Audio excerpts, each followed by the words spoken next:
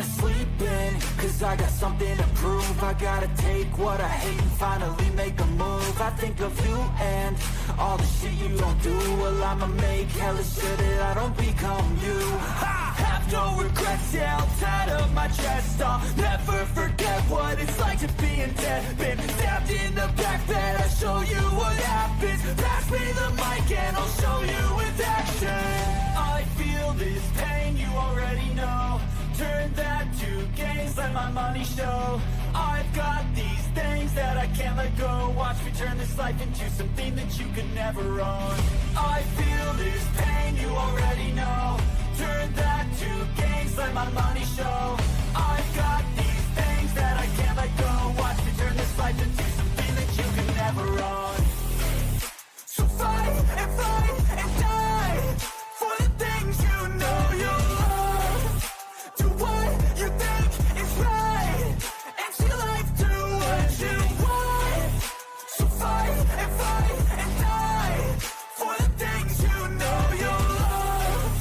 Do what you think is right, and see life do what you want. So give me all the scars, I'm a human being. Cover them with tattoos so you can't see. Knew it from the start, you had problems with me and the things I could be, I just wish I had seen. I feel this pain, you already know.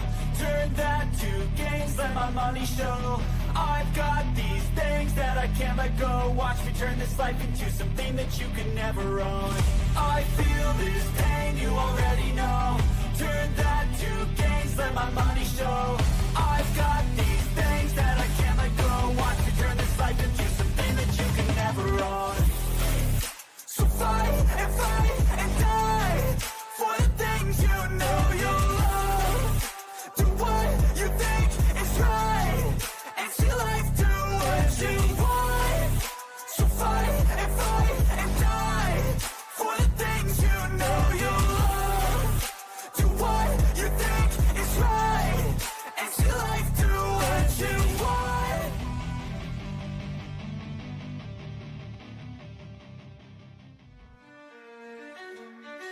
Little monsters and pretty little liars. She heard the cries but stayed inside. Her frozen shadow, eyes open wide. Phone in hand, the clock ticks slow. 8 long hours, why didn't she go? Stories twisted, changed with time. A shifting script, a jagged rhyme. What did she see through that cracked door? A silent plea and nothing more. Velvet laughter, starlit sighs. Ghosts in daylight wear disguise. Chaos blooms with truth to fires. Little monsters and pretty little liars.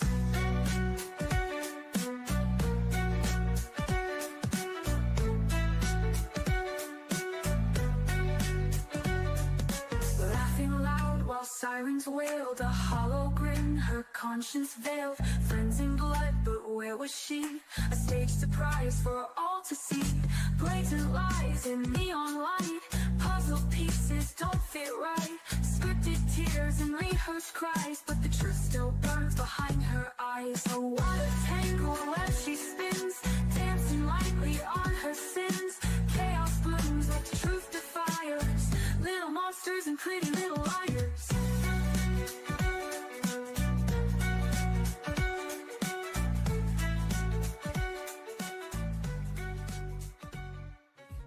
Oh God, here goes. I lost all feeling from my head to my toes. You said some shit that I can't let go, so just stay tuned for the rest of the show. What is going on, Hive? I hope that everybody's kicking their weekend off the right way. What a night to do a call-in stream, especially when it's a little bit later. If this is your first time tuning in, I'm your host, Birdie. I typically go live weeknights at 7 p.m. Central, but I had some sort of family event. It was fun. It was a wedding. Got to see my cousin get married. And so we pushed it back to 9 p.m. This is a contrarian thinking live stream. We think past the headlines. We question the narrative. And during the call-in shows, you can say whatever you want. As long as you're not trolling, spamming, or threatening, let it fly. Obviously, be respectful of the channel. Don't say any words that are going to get this thing cut down. I do have the right, or I reserve the right to just cut you off for no reason and give you no explanation if you are acting out. Same thing in the chat. say whatever you want. Discord Dawn, Luna Bliss, UFO Dog, and formerly known as Beck, will give you enough leash to hang yourself. And so the topic this evening is obviously going to be about the Idaho 4.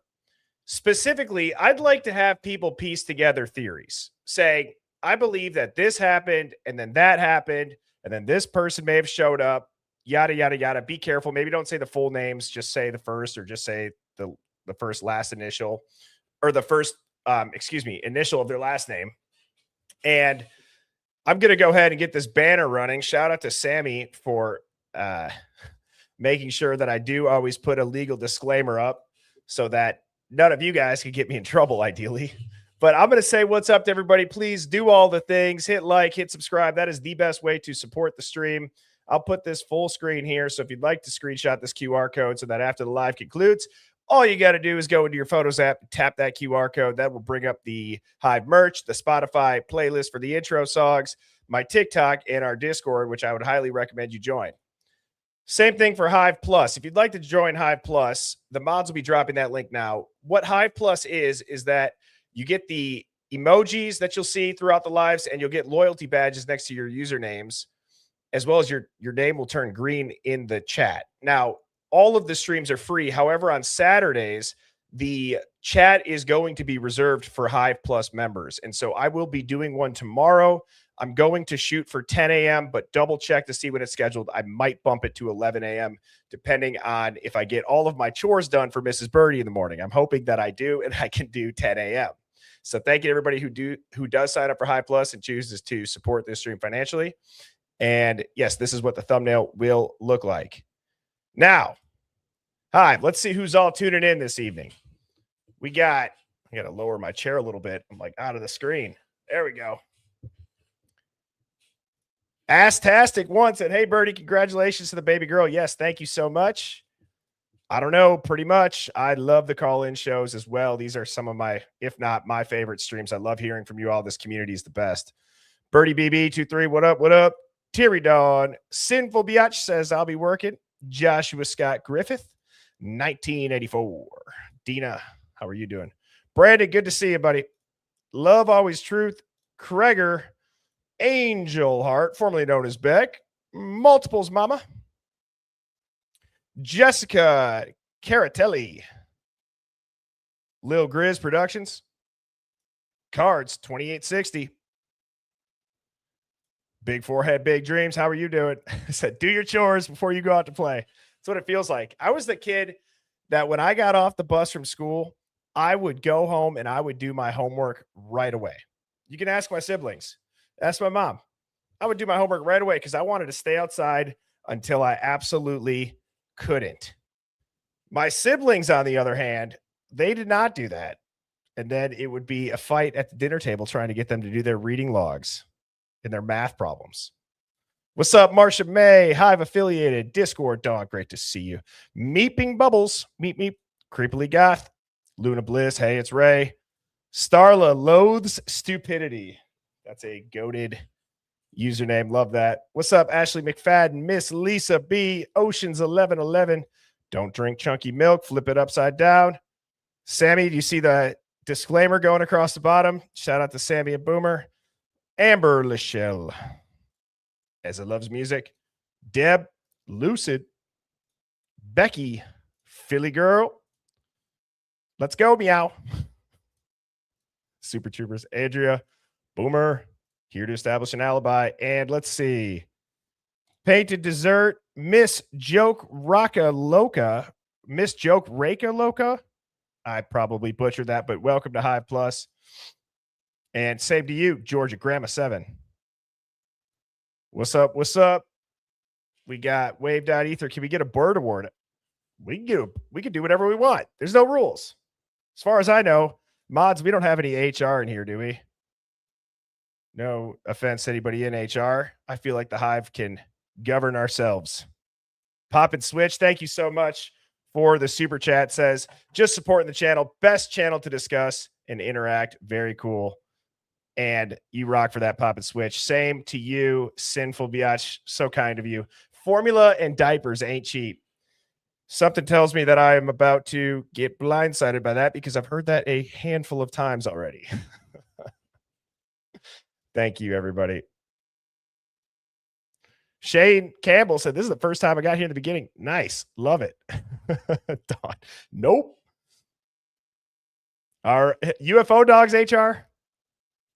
I think we should vote for a hypothetical HR. I want Bellamicia. That's who I want. I want Bellamicia for HR because I know Bellamicia is only going to make something an issue if it's absolutely an issue. All righty. First up for the call-in. So just so you guys know, at the top of the chat on your end, you should see a StreamYard link. Just know that when you tap that, you don't have to have your camera shared. You will not be on camera. And you just got to type in your name. Okay. So it's very simple. You just tap the link, type your name in. Please, please, please make sure that you are not on speakerphone. If you're watching on your TV, mute your TV. And also, it does work better if you have your YouTube app closed out. Now, with that being said, first up, we got Beauty for Ashes. Beauty for Ashes, how are you doing? I'm doing well. Can you hear me? I can hear you. And because you are the first caller, Hive, one's in the chat. Is my volume equal with the caller, or is theirs a little bit louder? Sorry, Beauty for Ashes. It's part of the fun of being the first caller. We got to make sure everybody can hear us all right. Let's see what people are saying. All right. We got a bunch of ones. What do you got for us this evening? Well, I'm the one that left a post that said, I never unalived anyone. Oh, However, yes. the boom boom threat. Yep.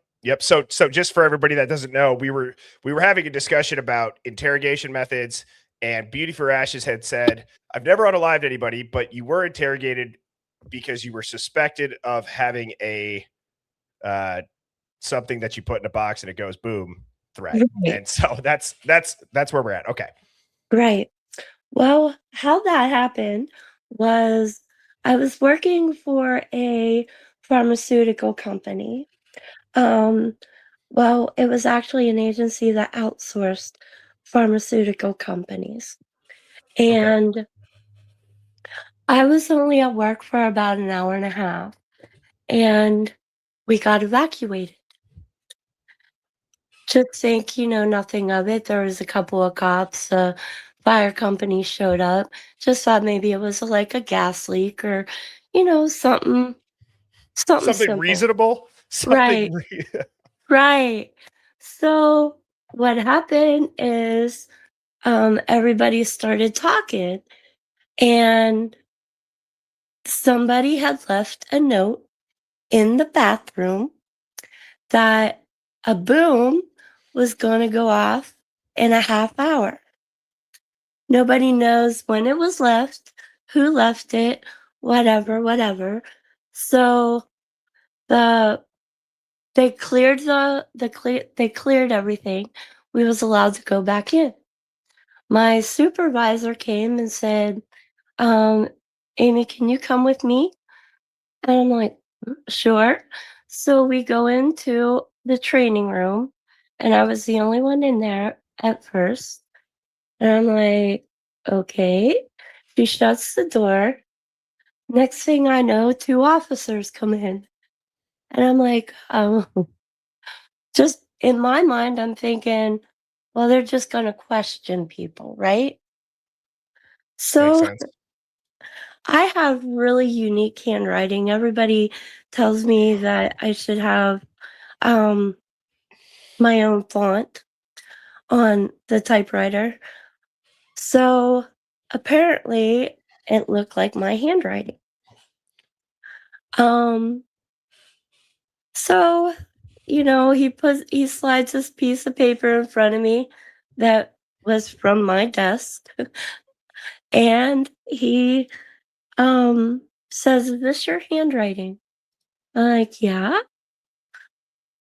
Not thinking anything of it still at this point. No. And he was like, do you know why you're here? And I said, I'm just thinking you're going to question people, and he's like, well, yeah, and we want to question you because we think you did this.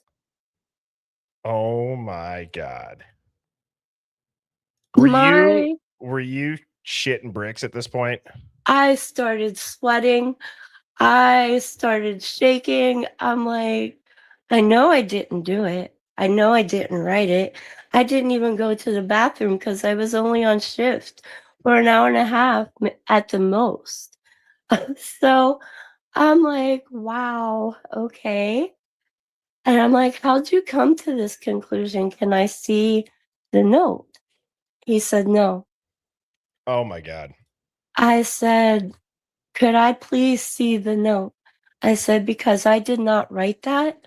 I never went into the bathroom. And he said, we know you're lying. I said, sir, I am not homicidal. I'm not suicidal. I said, I don't have I said I just started working here a month ago. I said I barely know anybody to even not like anybody. Like I'm just yeah. And he's just listening to me talk and he's like, okay, could you please be quiet now? He said, I want you to sit here and I want you to write. So I said, Oh okay. I'm my God. like, what would you like me to write?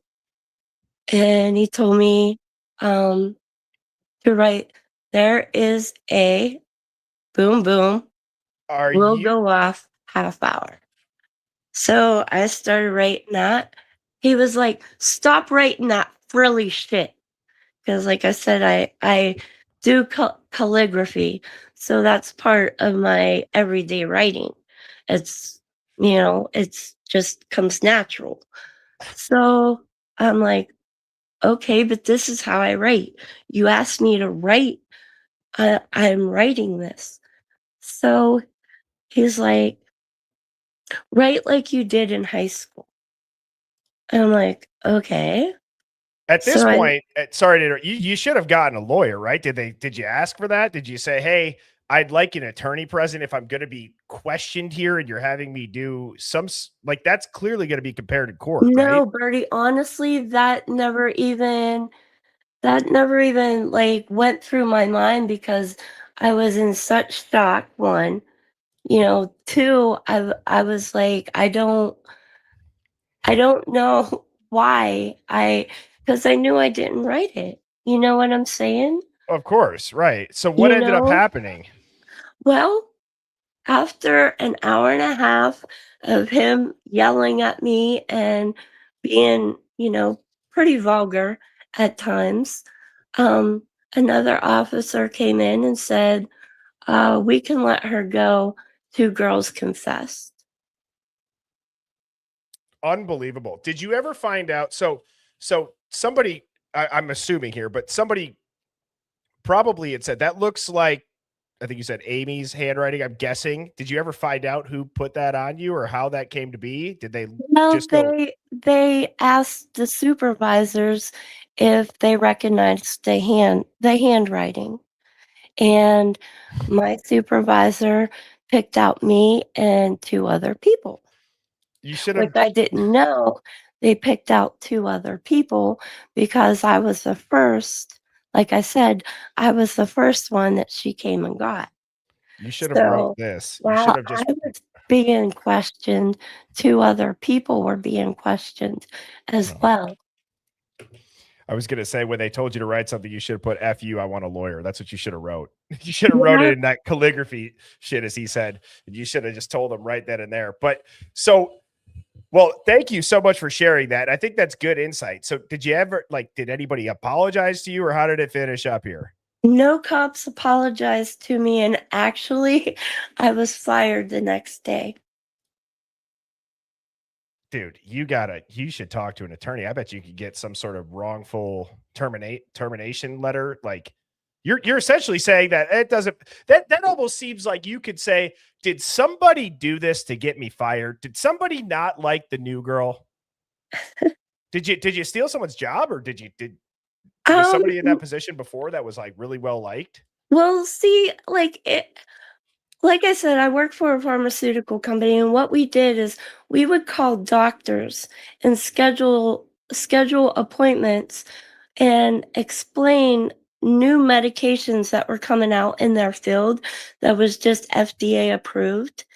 And anytime you got a doctor to sign up, you got bonus.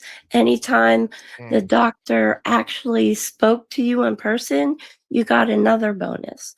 And I was one of the high rating people that was, you know, getting doctors to sign up because our goal was 5 a day and I was averaging 7.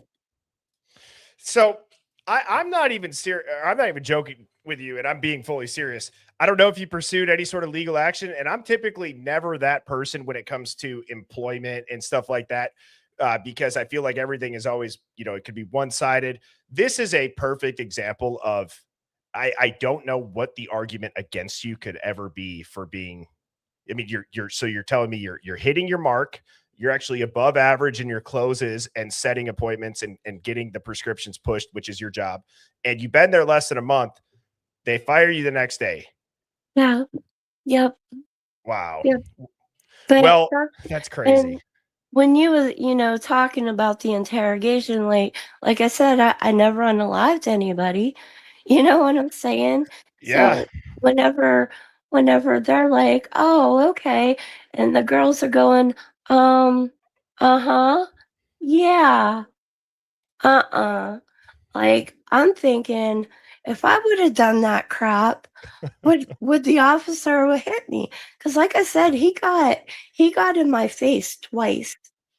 I, And I I honestly apologize for laughing.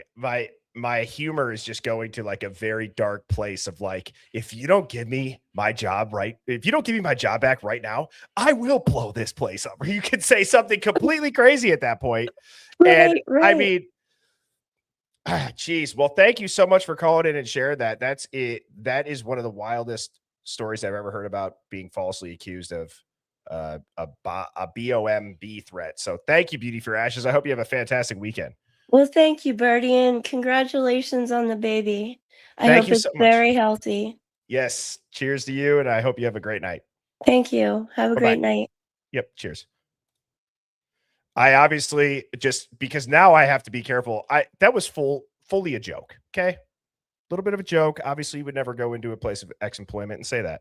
Now, Hive, I'm very excited to announce this. Somebody has been promoted here in the Hive, and this person is now the head of HR. But Bellamisha, how are you doing? You now have a job, whether you like it or not. So funny. I did HR for many years, and I'm literally right now getting my MBA for uh, my specialization is HR Oh, wow. because I'm no longer able to walk. I'm in a wheelchair now. Oh, And so okay. a lot of places won't hire you if you have duties that are, where you have to get up, move around. And so I went in for my MBA and I'll be graduating in February. And Congratulations. thank you. Looking for a job in HR. I like working with people. I worked in law for a long time and I owned a restaurant for a long time. So, Well, I've been around a lot of people. Bellamisha, So we I offer. need a little. I need a little banner. I need the color change on my name. If I'm going to be HR, I need to go all the way. Okay, that's my benefit package.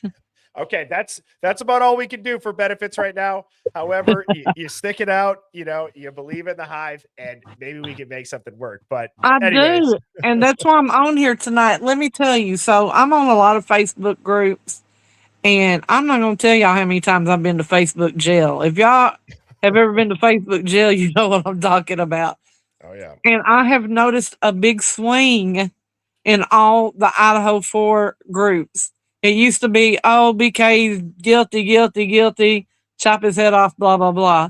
Now I'm seeing people come in, and the first thing they're saying is, I was watching Birdie on YouTube, hey, and let's go he Hive. had this and he was talking about that. Right now what's really streaming on Facebook is your video about the time at 2:17, that audio video where the people can hear someone screaming and the fight, And so now Oh yeah. people are beginning to really look at this. They're looking at a lot of different things, and I'm glad because I just know that there's a man sitting in jail, and justice isn't just having somebody in jail. Justice is having the right people in jail. And so them kids that were murdered, they have not gotten justice. And even if their families don't want justice because they just want it to be over or whatever their reason is for not following through, those kids deserve justice, even if it's just some people on YouTube that gets it for them. And I hope that there's something that we can do as the Hive to help that, because we can talk about it all day, but we need to put our good foot forward, people, and we need to figure out what we need to do to help with this investigation further, because we got to do this. Nobody else is going to. They've tied it up with a pretty little bow, and he's sitting over there in the prison, and he's thinking that he didn't have a chance because his lawyer was a piece of S. Mhm. And I really feel that they appointed her to throw his case because she was Xana and Maddie's mother's attorney for many cases that they had. And you can say that it's not a conflict because she dropped their cases or wasn't dealing with them. But I have an attorney I've been friends with for over 40 years. And let me tell you something. We have personal relationship. And I know that he has personal relationships with other people that he has represented over time, because you get to know that person. That person trusts you to represent them. You can't tell me she wasn't thinking in her mind somewhere, I'm gonna help Kara. I'm gonna help Maddie's mom because he killed their kids. And she went through the motions, but she didn't do the follow up, because I was a paralegal for 20 years. And let me tell you, there's a lot of things that she didn't do. A lot of his rights were violated. And just like the man, Brent Turvey, Mhm. he can talk about it, but unless somebody sits up and says, hey, there is new evidence, he needs another lawyer.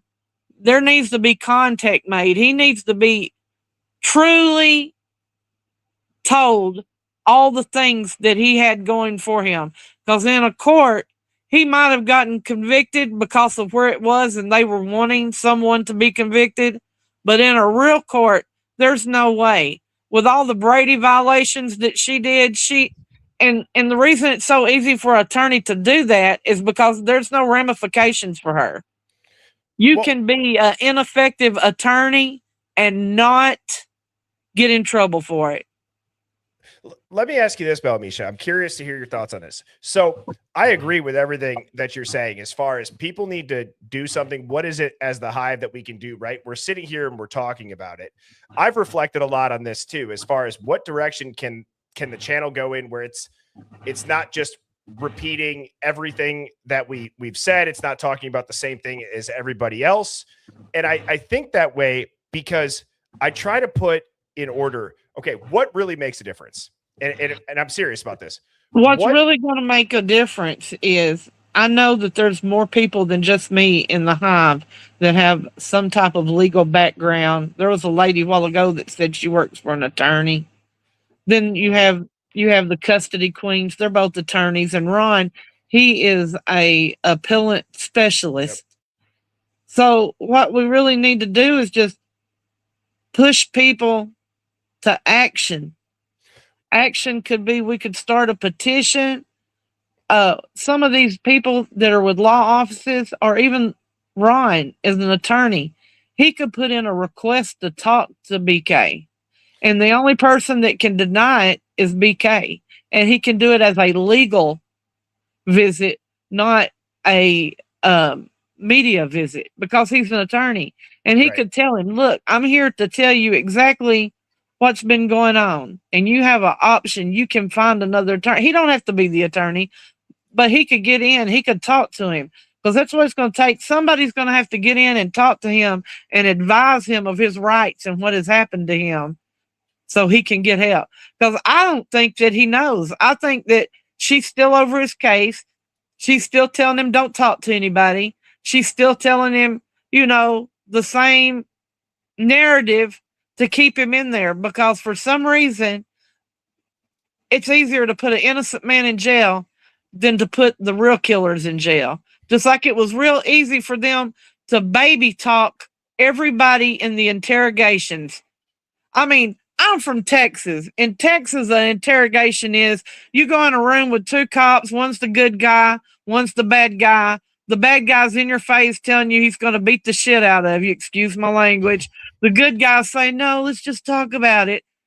You don't eat, you don't drink. There's no comfortableness. It's ice cold in there. Trust me, because I've been in there.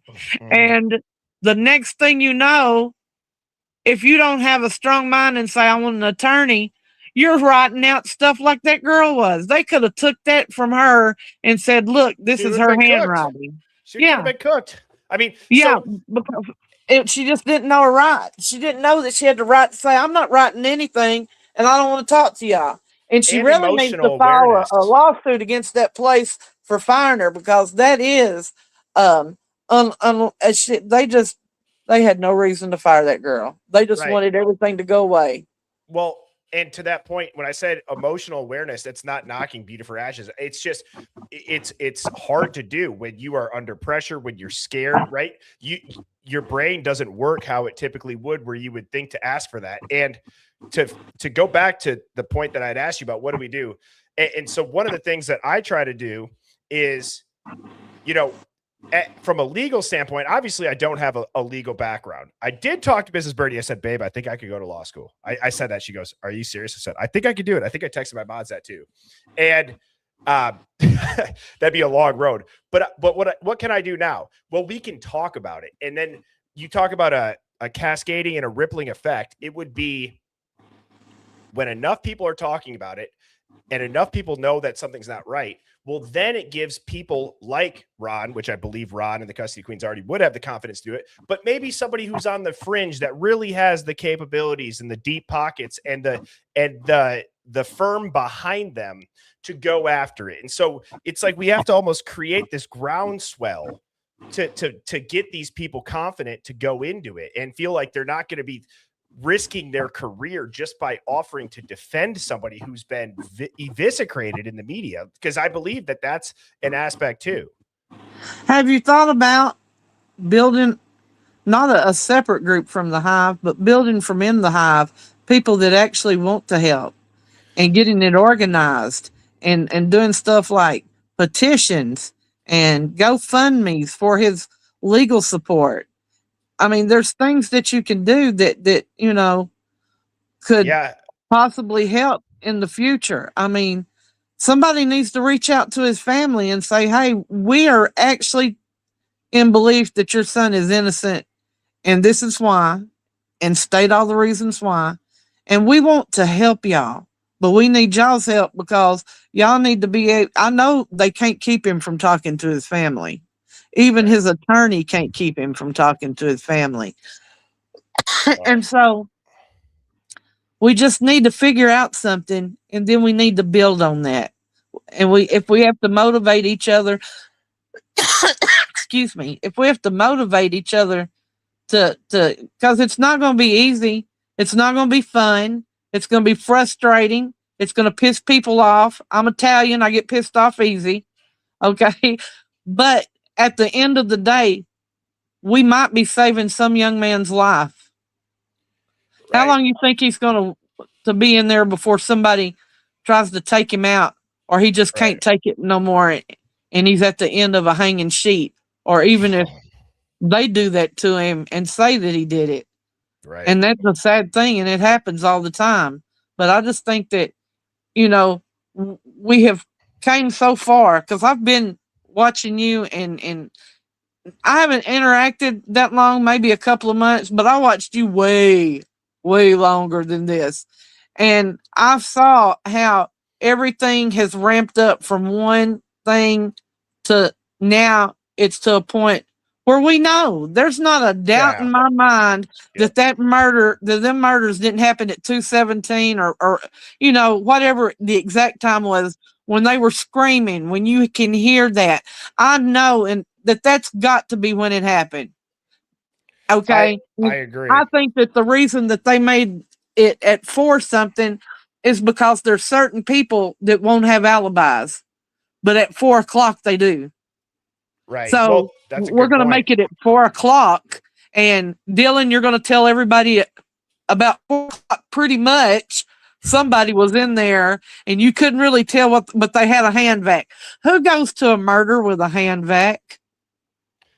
Nobody. I mean, that is right there, just bothers me so much.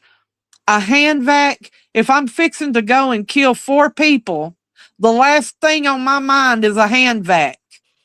Right. I agree. You know, and so I just feel like we could do something. We could make a difference. You could make a difference. You could. Well, and again, that's the goal, guys. That is the goal. And Bella Misha, as always, fantastic call. Thank you for accepting the honorary position of HR. I'm gonna take it. I'm gonna take it. I'm gonna get me a little plaque and put it in my home office that says that I am HR for the Hive. I love it. I love it. Well, I hope you have a fantastic weekend. You have a good night. I do too. I do too.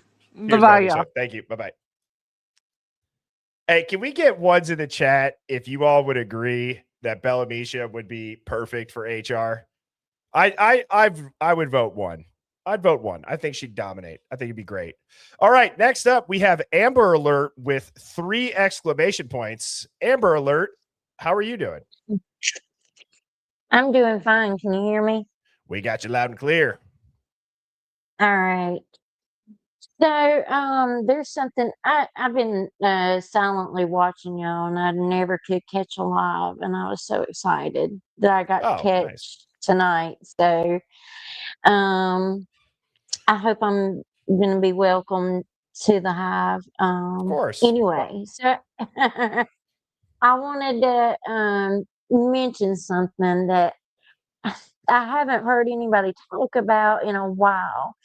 And I haven't really seen this certain body cam footage, and it was when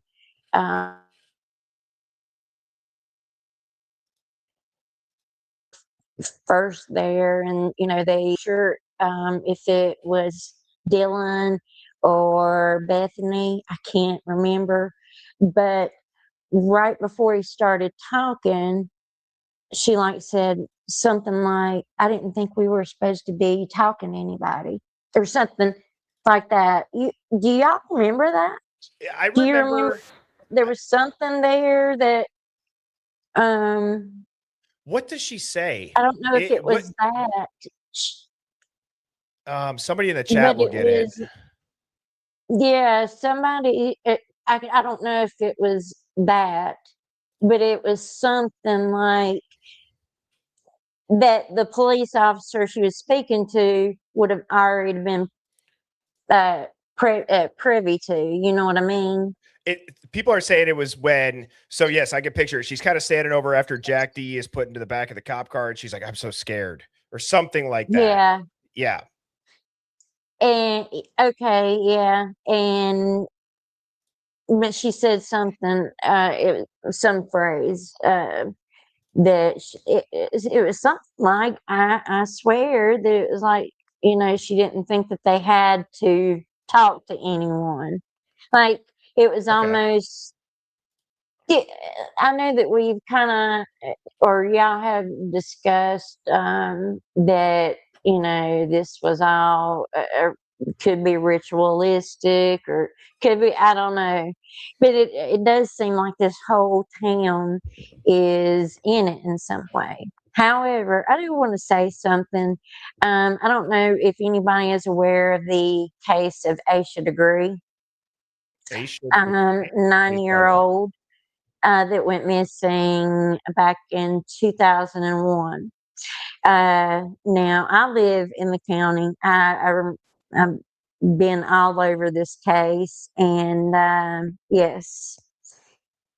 So this is my hometown, and besides this case, Idaho 4 is the one that's been killing me. But this one right here, I don't know if you ever want to move to any other kind of you know, missing people or other, but anyway, this one is a real crazy one. And I know that like people that are doing stories about it that are not from here that just recently found out about the case and thinks our really believes that our whole county knows what happened to this little girl and we're all just hush about it. So I don't really want to do that to Moscow, but it really does Right. seem that way. Well, so here's what I'll say about the other cases. I've obviously been thinking about, what are we going to do when the Idaho 4 case Like it does seem is. like they are. Go ahead. Wait a minute. It, yeah, you froze up for a second. I didn't know, Oh, you're good. but You finish. but yeah, I'm just perplexed. I kind of go back and forth to see if this is like some kind of psyop. I don't know. I've been on so the Aisha degree case, this one, and of course the Charlie Kirk um, case. So, and I think this is another person that they're trying to railroad with Charlie Kirk. So this is happening a lot, and that's why I'm like, are these sites? Are they? I mean, what's going on? Well, Really, because nothing makes sense. well, I agree. I agree. Nothing makes sense. And thank you, Amber Alert, for calling in. And you have been welcome to the Hive. People were saying, welcome, Amber. And I'm Thank going to, y'all. yes, I'm going to put you backstage and I'm going to talk about some of the other cases and how we're going to do it. I hope you have a fantastic weekend. You too. Thanks, Bye-bye. Bertie. I appreciate it. Yep. No. Congrats. Yep. Cheers. Bye. So I've been thinking about, I've thought about, what are we going to do when the Idaho 4 case is over, or, Bride doesn't file by September 3rd. I'm going to lose my mind. Because I just don't even see how that would be a thing that could even happen in this realm. But whether that's the case or whenever this is over, I feel like it would be interesting to do a case a week and then see what happens as we find, some. So we introduce it, we talk about the controversy, we dive into it for a week. Is this something that we feel like, okay, wow, there's a lot of stuff here. And then we just kind of keep progressing through them until we find one we're like, this is the one, or if something new pops off. But I agree. I mean, we're going to find our rhythm with that. The structure of the Hive will never change. The the chat and the weekly, or I'm sorry, the nightly streams, that's never going away. We're going to crack a lot of cases. I know we are. Okay. So I did see all of these massive super chats coming in, and I'm going to get to those at the end of the call-ins. Thank you to everybody that sent them in. I just saw Big Forehead, Big Dreams. I just saw Joseph Valdez, Motherfunka with a huge super chat, and Not As Dumb As You Look, Sinful Biatch, Holly NN, Juliet AF, HH is a new member. So I'm going to read all those so that I can give it my full attention at the end of the stream. So thank you so much for those super chats. Now we have a full backstage, and next up is going to be Chantel or Chantelli. How are you doing? Good. Can you hear me? We got you loud and clear. Let me just. Okay, talk now. Hang on. Can you hear me? Yep. Can you hold the phone a little bit closer? And then we're all good. Yeah. Can you hear me better now? Yes. Okay. What do you got for us? Okay. So I want to start. Sorry, I'm really nervous. I've never done this before. No, I've wanted to don't for a be long worried. time. Treat it like you're just calling your good friend Bernie. We're just hanging out.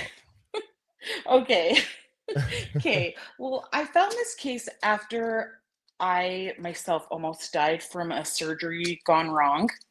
Oh, wow. And I sent you my podcast. I don't know if you saw it. I did a podcast to tell about my near-death experience. But I remember this. But I had another surgery after my initial surgery, and then I found this case. I've always loved true crime, and the other night I was listening to something, and all of a sudden it just came to me that I thought that maybe Ethan was freaking out because of maybe some bad that Drugs? someone had given to him, and that Xana came home and he possibly attacked her because he was not with it. And then I kind of feel like Kaylee and Maddie came and walked in on it, and they ran upstairs.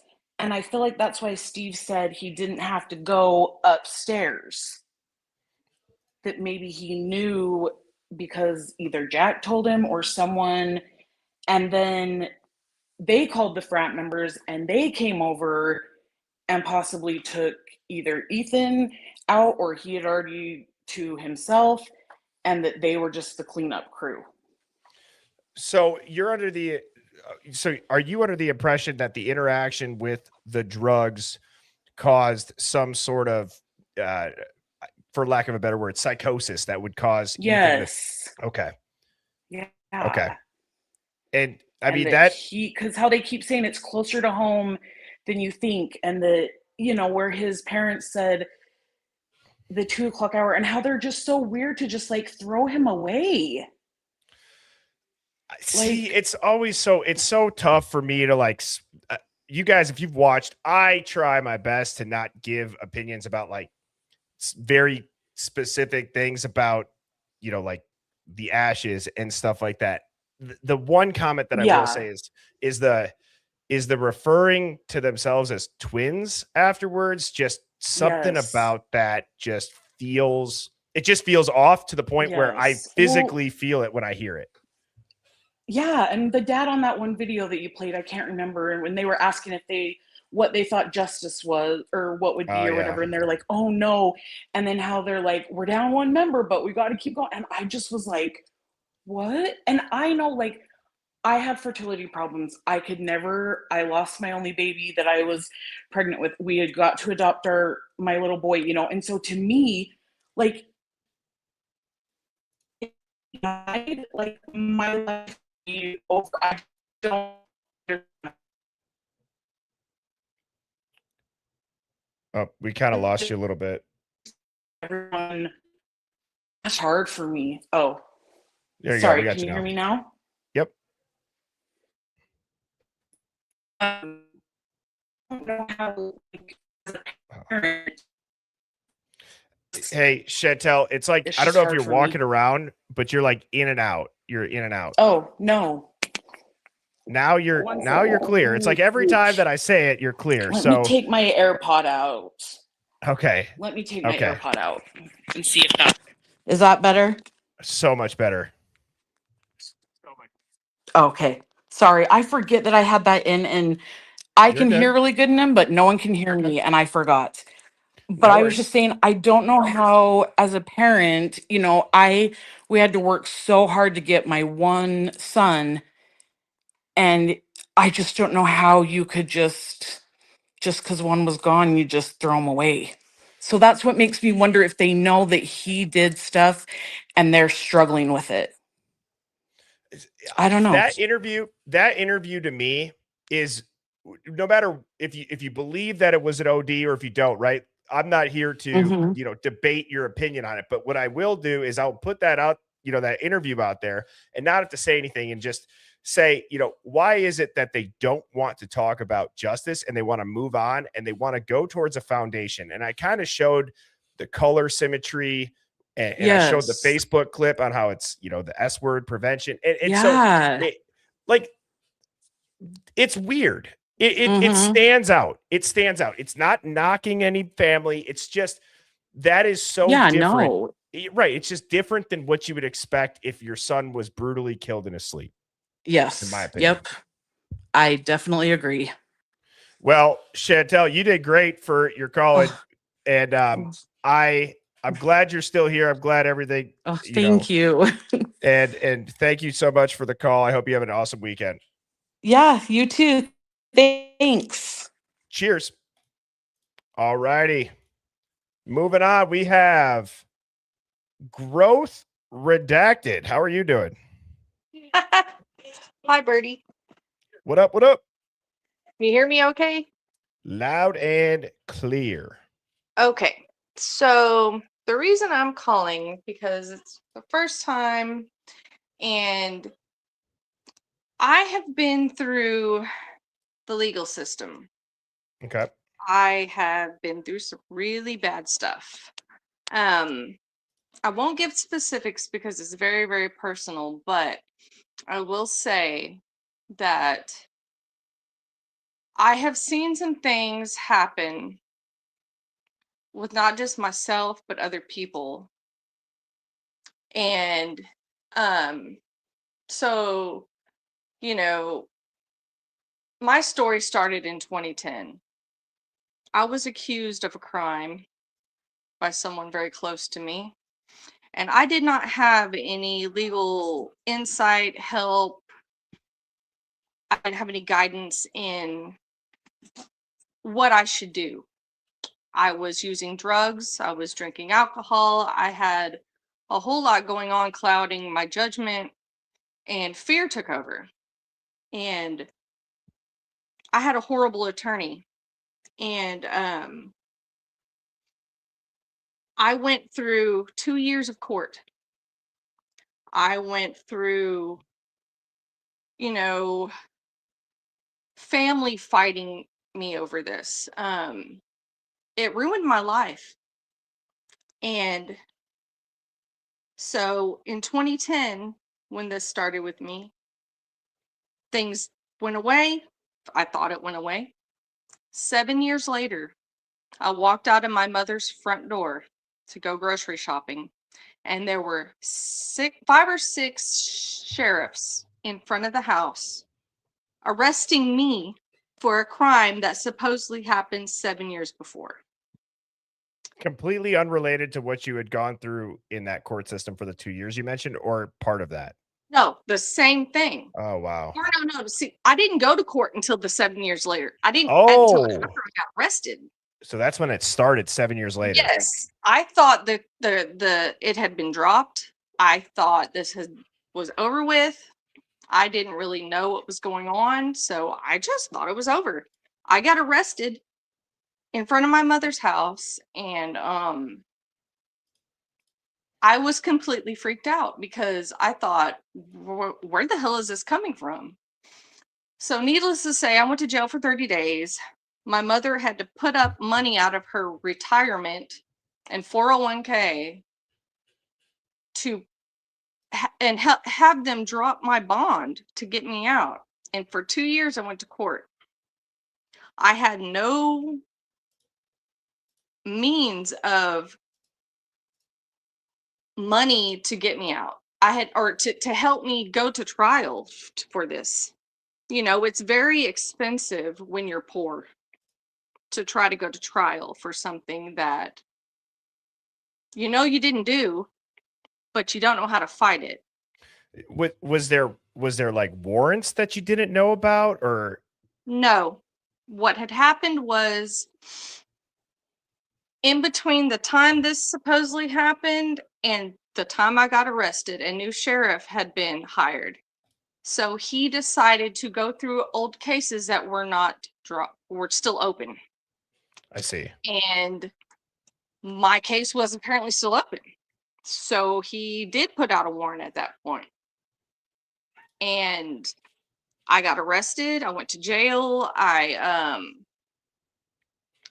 What happened was I was arrested. I was brought to the jail, and the detectives that came and arrested me brought me into an interrogation room, and they questioned me and questioned me and questioned me, and they lied, and they tried to twist things to the point where I was so freaked out, so without guidance, so had no idea what to say that I just broke down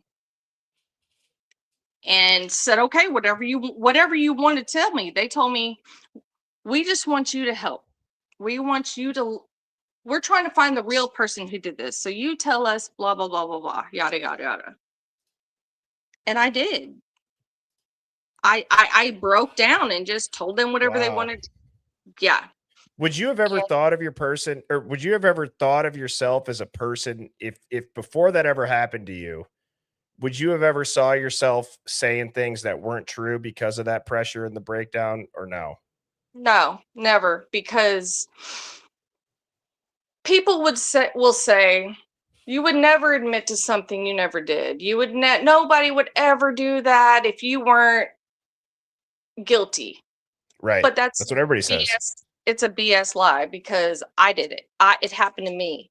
And needless to say, 16 years later, this has ruined my life. The person who did it to me is a family member, and it will follow me for the rest of my life, and I will never forgive them. I will never speak to most of the family I thought loved me, never helped me. I went to prison for 4 years Holy hell. for something I never did. And it will never be taken back. I have chills on Yeah. my leg from that. I mean, Jesus H. Like, If I don't want I was going to to. tell you, if you would like, I will personally email you my story.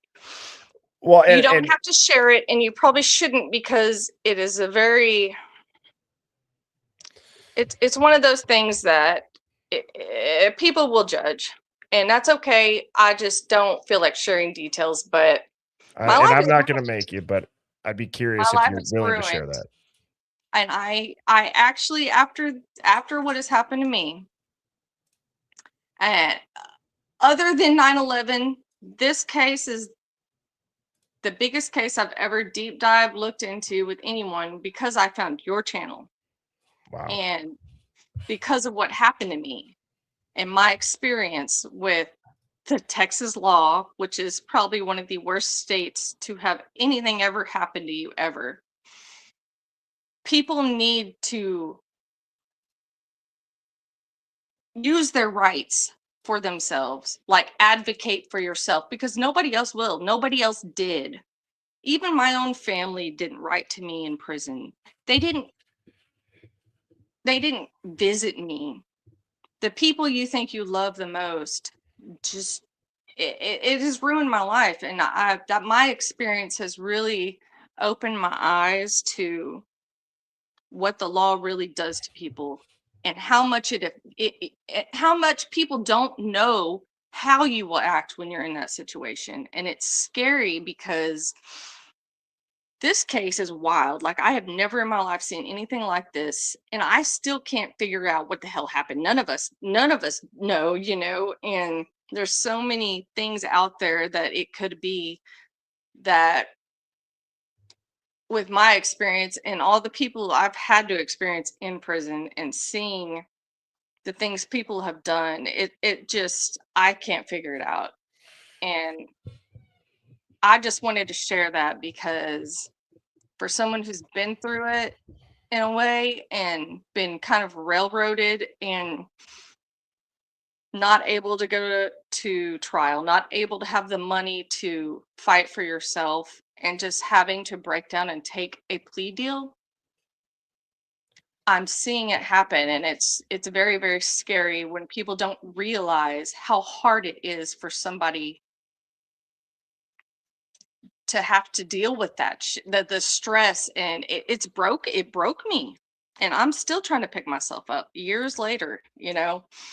I have completely cut out family because of this. So I wanted to share that, because it's been bothering me, and I've thought about it and wanted to tell you about it and kind of share that part of my story with people, because you can't judge someone by that situation unless yourself is in it. So Well, I can, first of all, I'm so sorry that that happened to you. And I genuinely appreciate you taking the time to walk us through that. And I think that, I don't want to speak for everybody in here, but I personally heard it in your voice. I mean, I could just tell this rocked you. How could it not? And to say something where, you never thought of yourself as a person who'd be forced into a plea deal, and the lack of the support, the lack of the resources. I just want you to know I appreciate you sharing that. You have the Hive, and it's not meant to sound corny. I mean, seriously, I really do appreciate you calling in and sharing that. And if you'd like to type that out in email, I won't share it. I'd be curious. Yeah, And no, I actually would like you to hear what happened, how yeah, it happened. And I mean, I'm shaking and sweating just talking about it because of the PTSD I've gone through for the past 16 years because of it. And the only way to get through it is to push through it, and was to talk about it. And it happens every time I talk about it, and I'm okay with it because that's life. PTSD is real no matter what you've gone through and how it got you there. And I just want people to understand that just because someone's innocent doesn't mean making a plea deal means they're guilty. Like, there's reasons out there, and people have their own reasons for why. And being railroaded is one of the number one reasons in the entire country for people taking plea deals. I've seen it, I've been around it, I've met people in prison who it's you've literally lived it. I've lived it. It's broken my heart seeing what people have gone through and how hard it is in there. So I just wanted to share that, and I thank you for taking my call. Of course. And I just want you to know too, if you go back and you watch the replay, pull the chat up and you'll see how many people are willing to chat with you, or just if you need a friend to talk and get it out. It's awesome to see how many comments were flooding the chat. So I hope you have an awesome weekend. Growth Redacted. Thank you so much for the call. Thank you, everybody. Love y'all, and congratulations on your baby. Thank you. You have a great weekend. You too. Bye-bye. Cheers. Yep. It just goes to show you, everybody's got a past. You never know what people have gone through. And I really hope Growth Redacted goes and looks back through the chat. Lots of positive comments. Makes me extremely proud to see that. And, I also want to just take a second here and I understand, well, yes, this is, an Idaho 4 based theory college show. Calls like that resonate deeply with me because I believe that it brings a realness factor to it, right? It's not just people we see out of the news. I mean, we're hearing somebody that call in, they tune in, they're in the chat with you all. I'm seeing their comments, and they just said, this ruined my life. I didn't have the resources. I didn't have the support. I went to prison for 4 years because I confessed to something that I didn't do. And so, again, Growth Redacted, thank you so much for sharing your story. I mean, Beauty for Ashes, that's still crazy about the BOMB threat. There's been so many like that, and I appreciate the people that do call in and share that. Next up, I see we have a couple of people backstage. I believe Lil Grizz Productions would be next. I got Joshua, I got Riley, and I got Pineapple Diana. There's a couple of spots open backstage. If you want to call in, just tap that link. I'm going to bring up Lil Grizz right now. Can you hear me? Can you hear me, Birdie? We got you loud and clear, Lil Grizz. I like that name. Little Grizz Productions coming to you live in the Hive, Birdie. Live in the Hive. Long time listener, you already know. I love it. Love it. What do you got for us? What's up? Hey, man, I got to spit it out quick, Hey, I come from the University of Atlanta, Pavarotti, all those people. And I really, truly think it has to go back, to the rugs and what have you. But, dude, I got to say, dude, like, at the end of the day, man, I can't believe I'm on your show, first of all. I mean, dude, your show, these are the shows that are, on the real. The social media happy to have you. I'm glad you called. The new news media, but you can't trust, the NPCs on the real, right? Exactly. So my theory is, hey, at the end of the day, I think you should go back to the Grubhub, the truck dude. Okay. Because I do think there's a lot. I really think that at the end of the day, that, true crime design, if you got to watch those shows, I can't believe I'm on the air. First of all, I appreciate you, Birdie. Of course. I've watched a lot of shows, true crime design, Pavarotti, bad words. But no, at the end of the day, I really do believe that it had to do with Mowich, EB, all those people. But I think you should bring that grub truck dude back on, because there is a lot of Wimmer. I think the Freemasons Mike Wimmer were involved. Yeah, that was a great show, because they were running a script. You know, I'm I think gonna write that down. Pavarotti has some of it right. And dude, I mean, like Pavarotti, he goes and like certain people go by the book, you know, and they want to follow the, you know, the documents and shit like that. And that's cool. I respect that. But at the end of the day, this is all a script. I don't think BK's in jail. BK is an op, dude.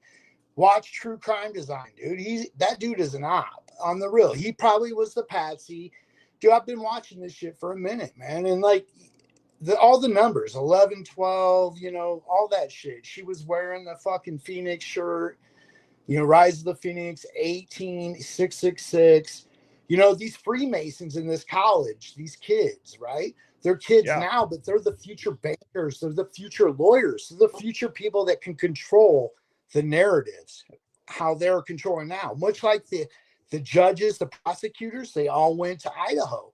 Idaho is a Freemason school. So I really think dude, at the end of the day, don't give up. You know, I've been following your case. I've been following you for a minute, man. And like I see some other people, you are my main, man. You Pavarotti, but you know, Pavarotti wants to be a hard-headed dude. He's old like me. Like us old dudes, we just follow the facts. But at the end of the day, this is not a fact deal. This is a narrative that's been drawn out. And I'm telling you right now, at the end of the day, the Freemasons were involved. All these kids that helped with the cover-up, they're going to be involved in other deals at the end of the day, future 10, 5, 10, 15 years from now. They're going to need a favor. And they're going to go like, hey, remember when, you know, XYZ? And that's how it happens, man. A favor for a favor. But at the end of the day, I do think Pavarotti's right. I think Malich was there. I think all that shit happened. I think fucking Kapaka, probably. I don't know. You know, I'm not a detective, man. I'm from Central Illinois. I'm just a little south of you from Wrigleyville. And, you know, I'm not a detective, but I admire you. I think your show's awesome. And fuck, man. You got to go after that grub truck because that dude was right. They were following the script and all those timelines match. And like, it might have been the real, and I heard an old lady on your show said, you know, those frat boys were too pussy to do it. And she was probably right, but they weren't too pussy. I remember that call. Up, you know? Yeah, she was saying, it doesn't matter. But I can't even believe I'm speaking freely on your show. So you might have to cut some shit out. But I really believe, dude, you should not be like Pavarotti. I think he was trying to intimidate people. Like, it doesn't matter. You can't go by the facts because all the facts are fake. Lana, I love that show. Love Truth and Transparency. You know, Julia Gulia, you know, even fucking Pete. You guys are the fucking new era of the real news, right? No NPCs type shit. And I just respect what you do, bro. Well, thank you. I give you the go. Here, I'll have it come from the this other side of the for screen. You, man. This hey, I see it. He's got a Budweiser. You got the OG Budweiser can, man, and he's chugging it. I love it. I love it. Well, Lil Grizz, I appreciate the call, brother. I hope you have an awesome weekend. You too. Hey, congrats on the baby. Keep up what you're doing, man. For real. I appreciate that, man. I will. And thank you so much for the call. You have a good one. On the real. Have a blessed weekend. Yep. Cheers. So couple things that I want to say about that call. One, I love when people come on with a bunch of energy. And I've said this before, when people say first time caller, long time listener, there's something nostalgic about that. I don't know why. Maybe because I listened to, you know, a bunch of podcast style or call-in style shows growing up and still to this day do. I want to talk about something that he said, though, about this being the new way of the news. And then I'm going to get to the next caller. I think it's amazing that we can have such a difference of opinion. Name a channel in the media. Seriously, name another channel. And I'm not doing this to toot our own horn, but sometimes I think that it's relevant. And I think it's necessary where you can have all different opinions. I'm serious. Not just from me, but from you all. And then there's people that have debate, right? Like the echo chamber trap of all of these media channels is such BS. It doesn't get to the truth because you don't hear everything. No, you're going to hear everything in here and you're going to make your own decision. You're going to say, that guy's whacked. That guy's whacked. No, you know what? That's the craziest thing that I've ever heard. But you know what? There's a little bit of truth in there and you get to sort through it and you start to learn this ability of again, the phrase that I've termed and coined, narrative warfare. That's what I'm passionate about. Seeing through the BS, understanding that there's a narrative surrounding facts too. You can have facts, but you got to sift through the narrative to get to it. And I appreciate calls like that. And I really do think that, we have the ability to have that organic groundswell, like what I was talking about with Belmisha. We have the ability to get the word out there that something's not right and give the people who are in a position or do have the backgrounds to make a difference, make that jump and go and do it. And so next up, I think Joshua was waiting the longest, and then I'm going to go to Riley and Pineapple Diana. So Joshua, you are now on the air. I think you just got to mute your TV. Hello. Can you hear me? I can hear you. It's delayed. I think it's because you got YouTube up. Can you hear me? Yep. So I can hear your. Okay. So Joshua, I hear you're watching on TV. So what I want you to do, close out YouTube and then drop down and then come right back, and I'll take a call and then I'll come back to you. So no worries, brother, because I want to hear what you got to say. I know you're waiting for a while. Just make sure that the StreamYard link is the only one that you got open. Okay, I see you nod your head. Cool. All righty. I'm gonna go with Riley Church. How are you doing, Riley? I'm doing all right. How are you? Fantastic. What do you got for us this evening?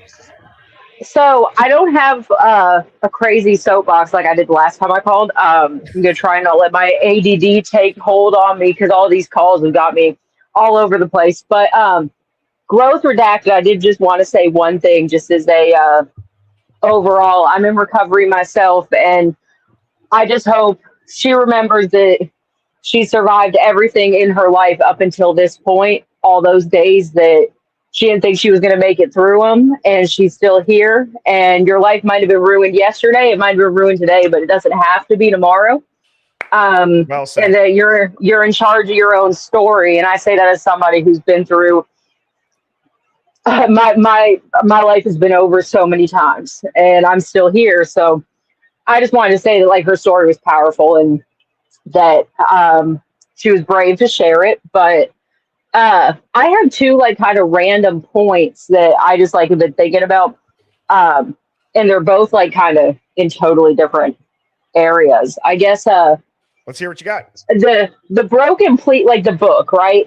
I have been so stuck on this because I was so excited for it, and really I'm still glad that he wrote it. I mean, the information that he gave and everything, I respect where it's coming from and all that, but it's at first I was really excited about it. I was really happy about it, but now I'm just kind of pissed off where it's I know it sounds like crap, say, but I'm just irritated because if you've got all this it's you've got all this information apparently, and you've seen all this stuff, and if you really I'm gonna try not to curse. I was gonna say something.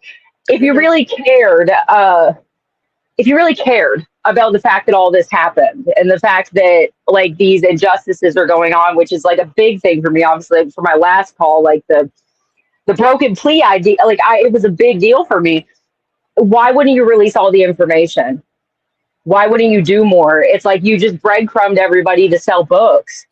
And it's it just kind of, you left and I mean, I'm not saying you, I have a bad habit of doing that. Now I'm talking to you, but, yeah, it's just, so it irritates me in the sense that he's not under the same kind of restrictions as somebody like Dr. Turvey would be, where it's he has contractual agreements that he can't give certain information. It's just irritating, and I just wanted to get that off my chest because it's I've read it twice, and it's and I really am appreciative of the fact that it opened up conversation in the general mainstream media, and it brought what we're doing, and especially I feel you, especially the Hive, all that, the work that's being put in, it brought a spotlight back to that in the mainstream area. But past that, it just irritates me because it's you're saying that you have that spare room is really important. It's super important. Well, why is it important?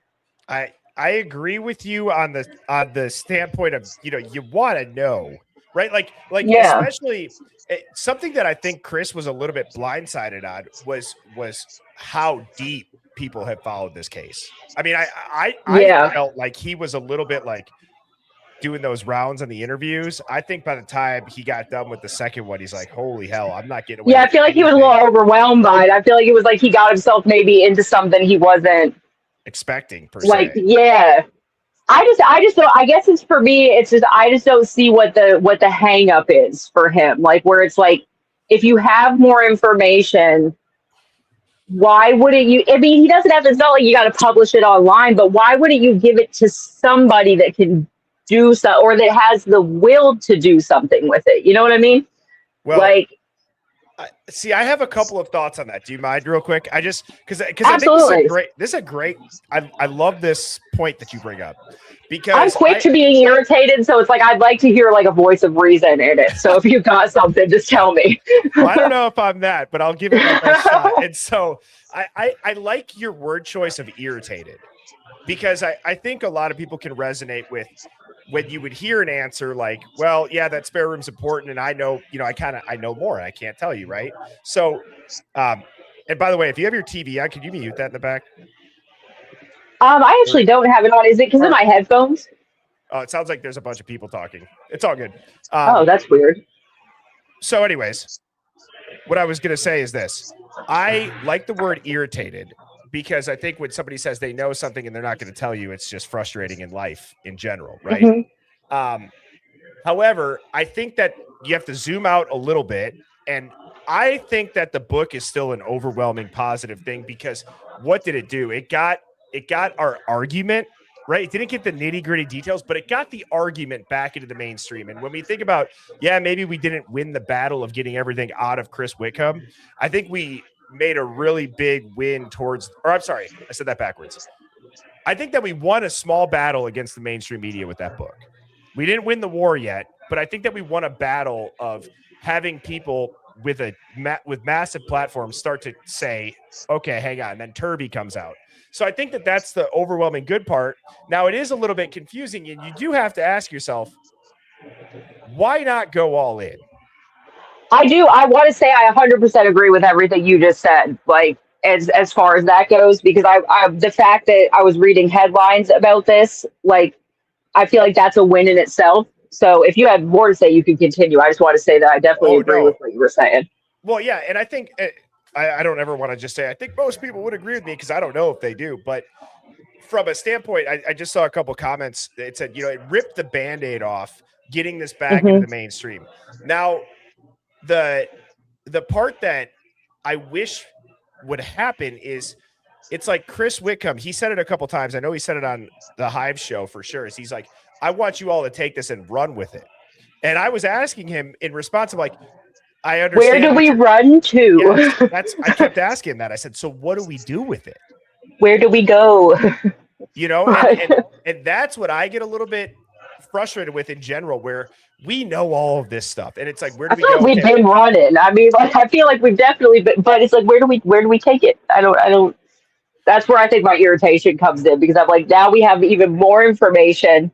It's like, I mean, yeah, like, I think that it goes back to, I mean, honestly, one of the earlier callers, Bellamicia, I think, what she was saying, where it's like, you mean our head of HR. Yes, head of HR.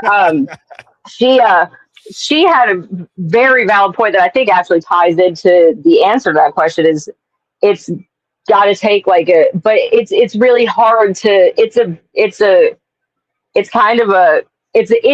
feels like it's like a rock in a hard place where it's like everybody knows the answer, but nobody is like, there's nowhere to take it at this point. And I think that's where the frustration comes in for me is like, it's just, I feel like it's like, what the hell do we do? Well, and do you ever feel like the narrative, and I hate to say this, but it's the truth. It might not be the truth, but in my head, it plays a role in why I think things have gone the way that they have. And that is the narrative was solidified for so long and before it even scratched the surface of the mainstream. The only time that you ever heard about the Idaho 4 case in the mainstream was them talking about how they're going to off Koberger in prison, or he might get jumped or killed in prison. He's got no control. He's bitching about his bananas, or it's all about armchair detectives. So it took so long for somebody to come out with new information that's from the case, that's factual enough with a document that you can see, hey, something is awry. And it was like a massive blast, and it like cracked the wall. But we I swear, like when this book came, like when I heard about it, like that it was happening, I could have slapped somebody. I was so excited. But now I don't know. Like now I don't know what to do with it, because I'm like, I feel like I feel like it's that time. Like, I mean, you see cases all the time with like these wrongful convictions and stuff. I mean, some of these, they take fucking 20 years to get like a conviction overturned. And it's like, I mean, in reality, we're just scratching the surface of how long this shit actually takes. And I think that's where it's hard. But I will say, it's like my irritation. I apologize to Chris for what I said. But it's like at the same time, it's frustrating to just. It's like, I mean, I'll refer to Candace Owens. It's like we don't know, but we like know whatever the hell she says. It's like we know what is going on. It's just like, and that's why it's so frustrating. It's like, it's just to know that so much is wrong. Yes. And it's just, and not to be able to rectify that wrong is really difficult. I mean, that's well said. Yes, I think that's the frustrating part is exactly that. And Riley, I appreciate the call. I hope you have a fantastic weekend. Yes, definitely. Thank you. Cheers. Take care. Thank you. That was a good conversation. So I got a couple people back. I see Joshua's back there. I'm going to bring him up in a couple seconds. I just want to take a couple seconds here, make sure that I'm getting into the comments, making sure I'm not missing anything. And let's see. What do we got? Multiples Mama said, yeah, the book put a slam in the silence. Well said. Hilarious says, awesome. Michelle Jess says, what's going to happen when this is all solved? Everyone's saying Goonies never die. What did I miss? Tiffany Elena said, I don't think they want to know who really did it, because if they did, they would be testing the hair. This is an interesting question. For anybody else that calls in next, try to remember this to maybe start the conversation before you go into your point. I'd be curious to hear, do you all believe that they know who did this? Seriously. I mean, think about the magnitude of that, where not only do they know who did this, but they are willingly framing somebody else. Or do you believe that this is just such bad police work, somehow Brian Koberger's in prison? I think about the magnitude of either one of those statements. It's just as bad. If I don't even know which one's worse. If it could be they didn't know and they sucked at their police work and the investigation to the point where now Brian Koberger's in prison, or they do know and they got Brian in prison some other way, whether it's they're framing him, he's in on it, or it's just, it all sucks. It sucks so bad. And yeah, willfully framing somebody is just grave. Okay. All right. Tony, where do we go now? Welcome to the Moscow jungle. Oh, you could probably make a hell of an AI song remix of that. To that beat. I'm sure somebody could do that. All right. I'm going to bring up Joshua. Yeah. Joshua, how are you doing? We got you. Good. How are you doing? Good. We got you loud and clear, brother. What do you got for us this evening? Nice. So I do believe the cops know what's going on. I don't think they're that incompetent, or maybe they are, but I feel like, yeah, they know what's going on for sure. All right. So I don't want to distract too much from your point. So my follow-up to that is, so are all of them just okay with not saying anything? Are there people, I'm asking this kind of not sarcastically, but just, I know that people at the top make the decisions and then it's kind of trickle down and it's all a need to know basis. Do you believe that the person that did this is still alive? And if so, do you think they're walking free or do you think they're dead? Yes, I think they're alive. I do think they're alive. I think there were multiple, and I do think they're alive. But listen, I was calling because did you see that thing the other night? Because I saw it the other night, and it's the first time I've seen this. The 1112 footage when they're screaming and stuff like that. You can see the cars in the parking lot, right? All of them were sitting there. Well, the other night I saw one where the middle car up front was gone. They blurred it out, and then so the girl turned down the color or changed the color on the screen, and you can see all of these people sitting in cars and standing on roofs watching this. What? I swear to God, dude. It was on Outcast channel. Oh, really? And was it during his lives? No, it wasn't. No, it wasn't alive. It was just I was flipping through and seeing it, but I swear to God, turned down the changed the color, and they took out the car in the middle for some reason, but there were two people sitting in it, and then the truck to the right, our right, if you're watching the TV, had a dude standing up against it. There are people walking around all in the back, and there's three people on the roof up to the left of the house to the left. It was the wildest thing. The wildest thing. They pointed it out and everything. I thought it was that blonde girl. I think it's Jack D's house. No. Can somebody find that link or Josh, can you clip that and put it in the Discord or email me? The blonde-haired girl with her podcast. It was the blonde-haired girl with her podcast. We'll find it though, and I'll send it. Yeah, please. So you're saying now, just so I know what I'm about to be looking at while I got you live to explain it. So yeah, this is on the body cam of the police officer. No. This is on the 112 house cam. 1112, the light bulb camera. Yes, and you can all the cars you can see in the parking lot. In many of the videos. And then the other night I was watching them and I was like, where's the car in the middle? And as soon as I said that, the girl on the thing pointed it out. You see this car they redacted right here? And it was the one in the middle. So she changed the color of the screen or whatever. Like she changed the color somehow of the footage. Was it Bronx Tales? Or was it a Bronx lawyer? Tales. Yes. Okay. That's who it was. And the blonde hair girl. Yeah, it was. She's got blonde hair, right? Yeah. Yep. That's her. So anyway, and so she pointed out everything, and you could see clearly everybody sitting in their cars, some dude standing next to the truck on the side. It was just wild, man. Well, I mean, dude, I'm very curious now to see that. And so yeah, clip that. I'm gonna try to find it after this live. If anybody in the Hive has it, or Josh, if you could please email it to me, birdieshivemind@gmail.com, or if you're in our Discord, post it in the Hive Mind Finds. But yeah, I need to see that because I don't know, Josh, if you've tuned in or if anybody in the Hive remembers this.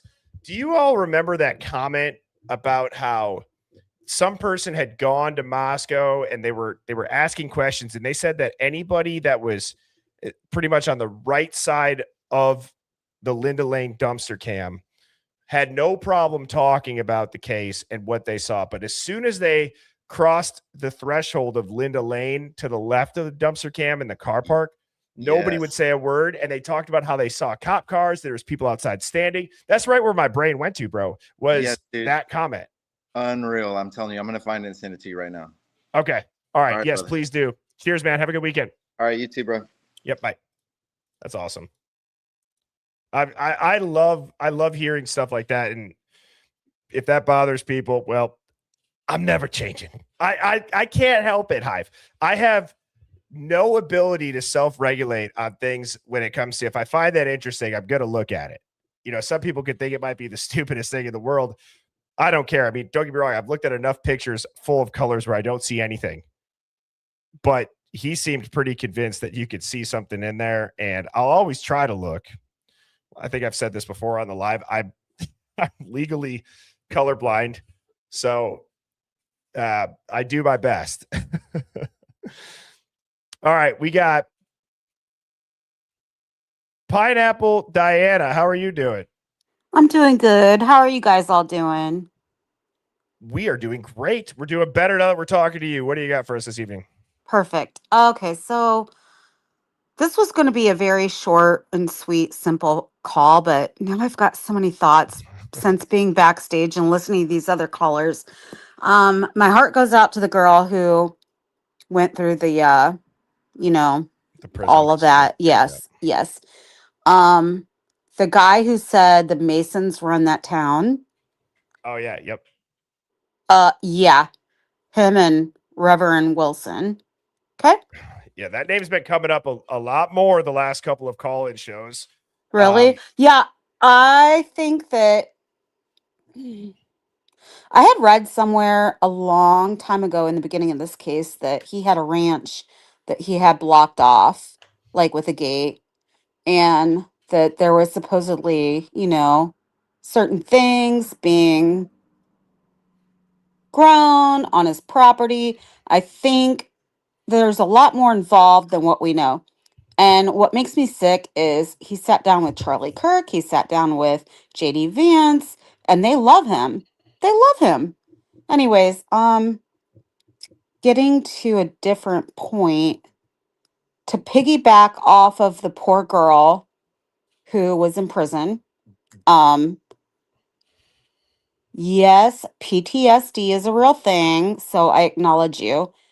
Number 2, um did you get a chance to look at the interview, clip number 2 that I told you about yesterday? In JD's. No, I did not. I did not. No, I apologize. No, it's okay. You need to, though, because that's a way that Ellie covers their behinds. Okay. So you're saying part 2 of Jack DeCour's interview? Yeah, it was clip number Okay. 2 in that last interview. And they go from 17 minutes to 17 seconds. So, Oh yeah, I remember you saying this. I haven't looked at that yet. You're right, because we talked about that towards the end of the stream. Yes, I did not get a chance to look at that. yeah, you Yep. have to look at it because that's a way that Ellie covers their tush. Okay. Okay. And then the hedging language. Okay. Mm-hmm. That, I don't know if do you know what that is?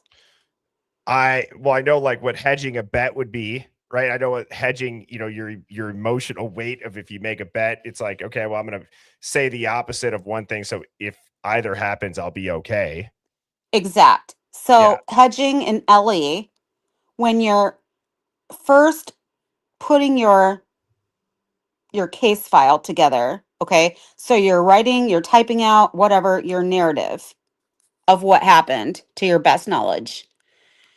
If you want the case to go through to the prosecutor and them say yes, they have to have undoubtedly a yes, okay, in their mind. So LE wants that case to go forward, okay? Yep. And they're a little bit more unexperienced, okay? And they will write out words that they were taught. Like, it appears that this happened, not it did happen, for example. And if you go back and look through these case files, you'll see that happening a lot. And I didn't really think about telling you until that interview with JD That makes because sense. it was very adamant in that. So if you go back and look at the case file where they talk about the 17-minute phone call, Right. it appears that someone made a 17-minute phone call. It appears. I see what you're They're saying. they're covering their butts. So what I'm trying to say is I don't hold JD responsible because of that. Because of my knowledge of that, if that makes sense. Um I mean, he could be involved. I don't know. I mean, is there a chance that somebody wanted to get back at JD and called for 17 minutes while they were hurting Kaylee? I don't know. Maybe they were trying to prove a point and he didn't want to say because he knew what he knew. Yeah, that I could see that you maybe you have a problem with somebody, you want to make it very inconvenient for them, so you throw their name into something as well, Mm-hmm. right? That's like you talked about with Growth Redacted and what they went through. because somebody threw their name in it. And is there a chance that they just create this entire shitstorm for themselves? And They really want a case to be closed. Like when they get a tiny bit of a lead and nothing else, they really want to like own it, because in LE, it's all about numbers and solving. So I think a lot of times they're quick to jump. And what I love about the Hive and what I love about, what you do is the fact that everybody is allowed to like put their thoughts out there and then bounce off of each other, whether it's wrong or whether it's right or whether it sounds dumb or whether it sounds good. Because I had a partner in my career, and even though we were just talking, a simple conversation, it was always better to do that instead of working by yourself. yeah, you have to. It's so inefficient, and don't get me wrong, you should put in the work by yourself, but then you shouldn't be so attached to your work to where you ever get defensive presenting it. Do you know what I mean? You Yeah. should feel Yeah. confident in it, and you should be able to explain the questions. So many Yeah. people, they feel like they have the answer, and then the second that they're questioned on it, they lose composure of their emotions, which is either inexperience in explaining it, which could be the case, or lack of confidence in their argument, which could also be the case. Yeah. I think that sometimes my partner wouldn't even talk and I was the one doing all the talking, or vice versa. And we would maybe solve something just because we were alone, just talking it out. And sometimes your brain works in different ways. So I really appreciate the Hive for that, because it brings up a whole lot of different avenues to travel down. Well, amen to that. And Pineapple Diana, it's been great having you in the Hive. Thank you I again for love you that. Yes, guys. you have a great weekend. Thank you. Happy Friday. Bye. Peace. All righty, we got 2 callers left, and then I'll be getting to these super chats. Thank you, Hive. And next up, we're gonna have Shannon.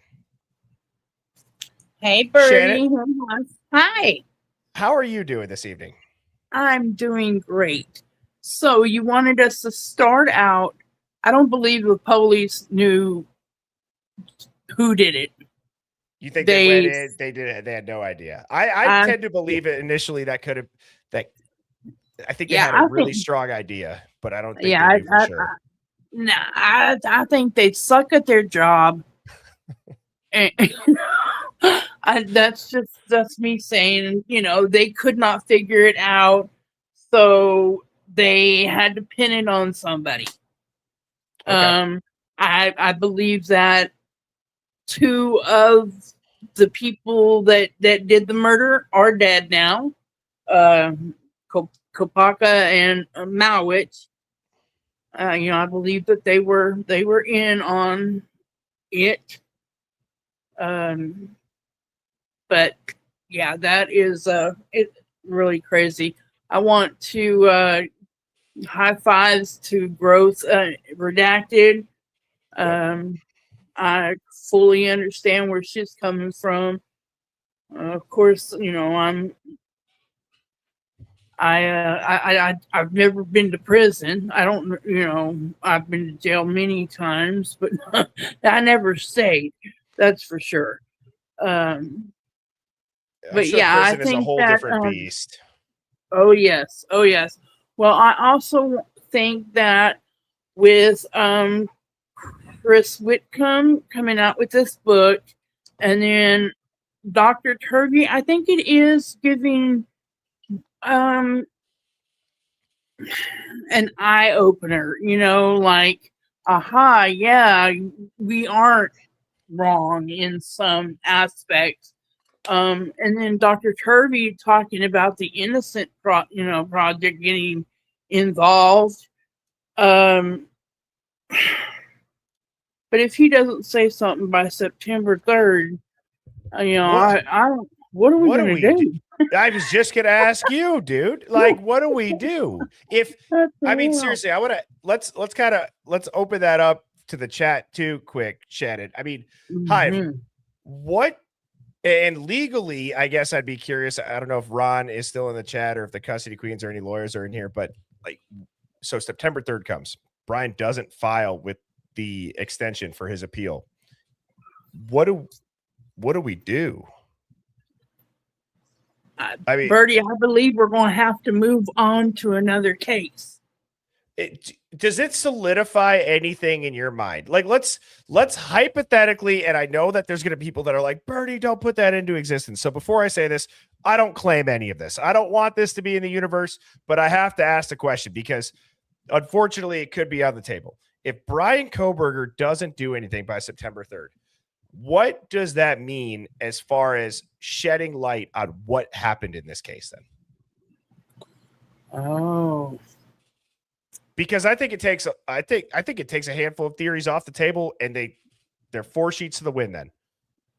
Right.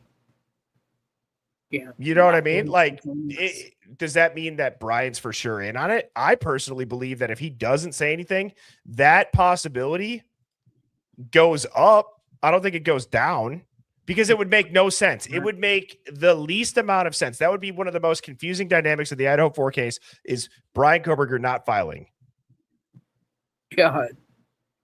I mean, I with all of as much hours that all of us have read into this, you know, every document,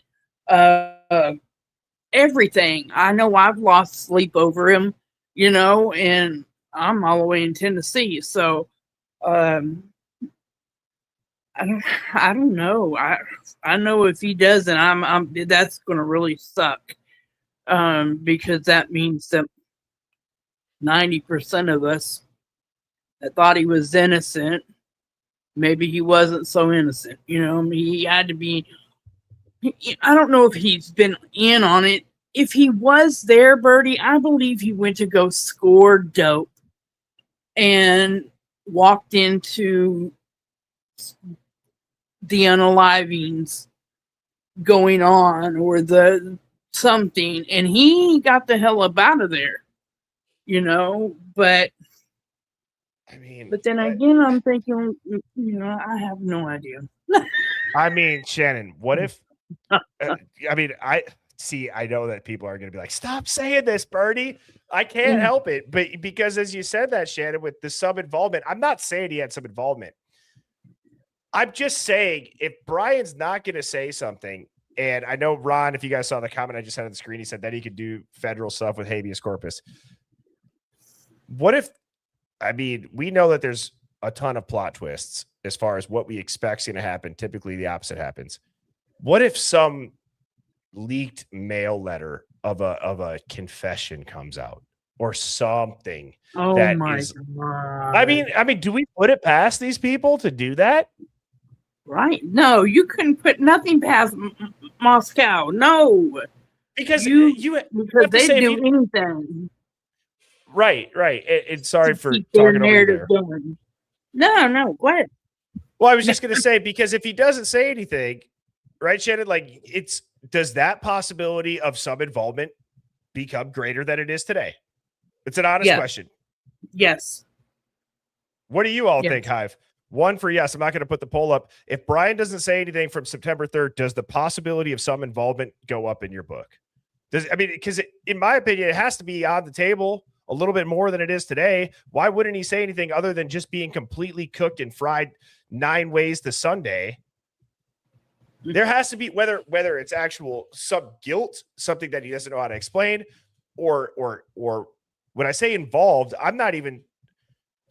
I'm looping in the forced patsy, the whole criminology angle, the funding angle that I've broken down, right? I'm looping all that in. Mm-hmm. I just don't understand. So anyways, I know we were talking about a bunch of other stuff, but did you have anything else for us this evening? No. Okay. Well, I enjoyed that call. You have a very soothing voice too, by the way. I don't know if anybody's ever told you that. When you said, "Hey, Bertie," I'm like, "Oh, wow, this lady seems very nice." Has anybody ever told you that? Yeah. I'm not your first. Okay. Well, I still mean it. Thank you, Bertie. hope you have an awesome weekend. Thank you, Shannon. You too. Bye-bye. Yeah, bye-bye. I think it's cool how many people that can call in and we can just talk like we're buddies. It's awesome. Sky Blue Eyes says, read us a bedtime story. All right, we got Becky C003. Love that username. How are you doing? I'm doing great, Bertie. How about you? I'm doing awesome. Now, what do you got for us this evening? Okay, I had a question. I could not wait to get the book. I got the book, I read it. The only thing that was interesting to me is at the very end when he talked about his opinion or slightly to that. That was good, but it didn't really tell us anything that we didn't already know. Yeah, in my opinion. Well, the hair, yeah, and then the hair was very, very eye opening. That was true.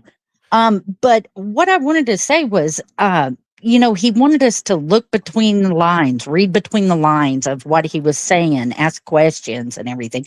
Well, from the Hive to Lana's to Jules, everybody's asking questions, and none of us are believing the narrative that they put out.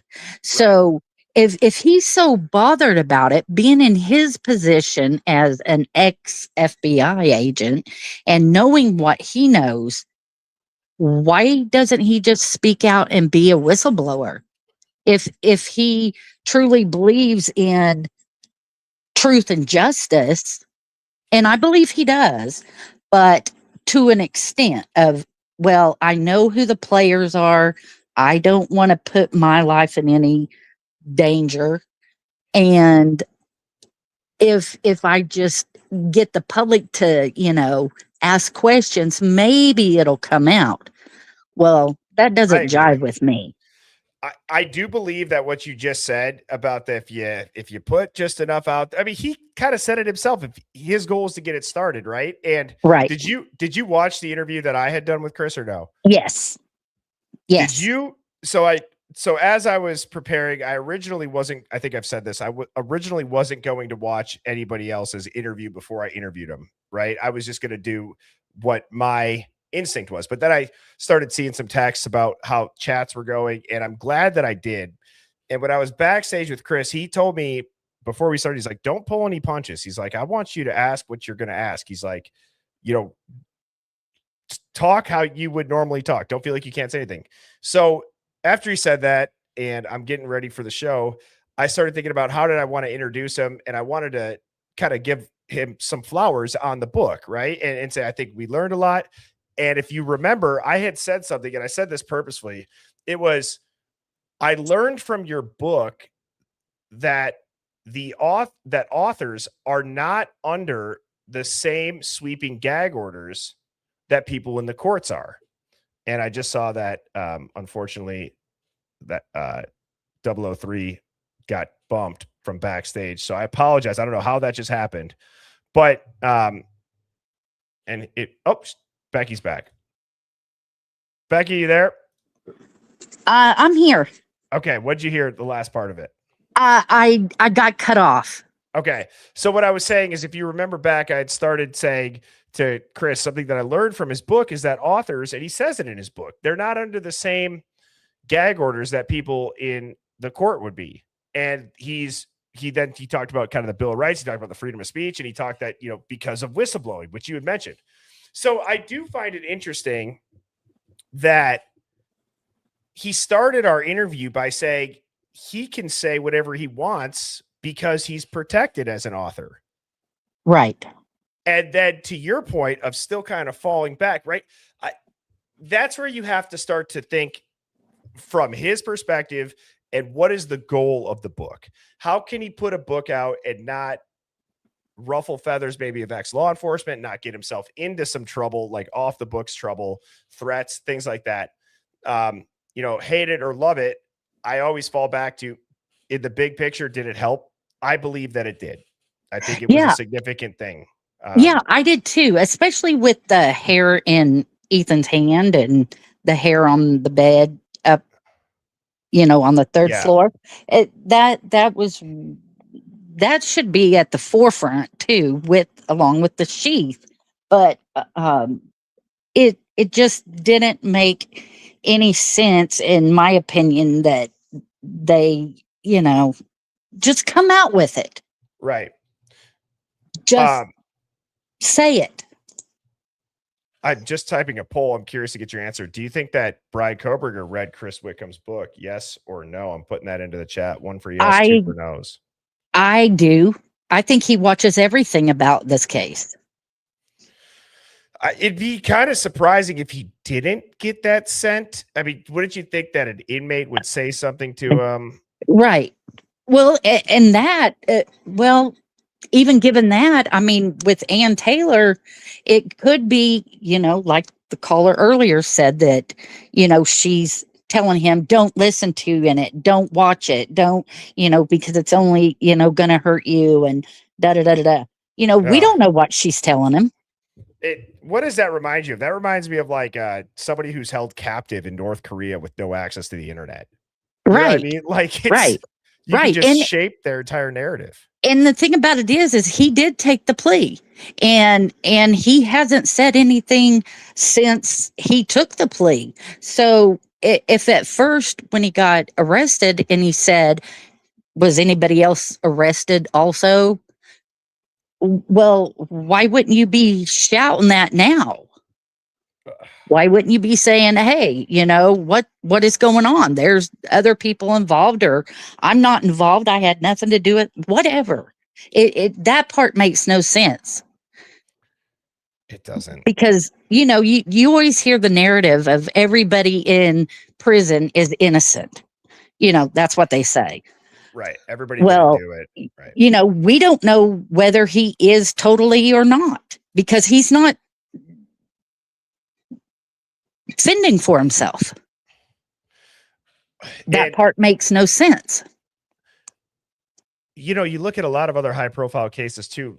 One relevant one, I just saw Motherfunka say this. It was, Mackenzie Shrilla. She's got social media. She's talking out. She's got friends talking on her behalf. I guess I don't really know how to interpret the documentary, if it was for or against. I mean, it's just people do it, is my point. Right. So it's like,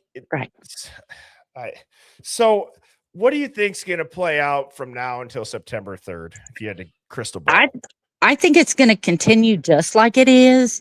Nobody's going to say anything, and Taylor's not going to say anything else.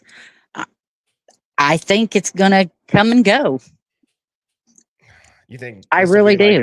Like a 10 years down the line, we see a Netflix docuseries on it, kind of like Making a Murder.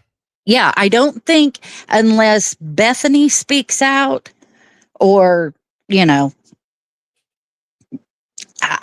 I don't think Dylan ever will. I think she'll take that to her grave.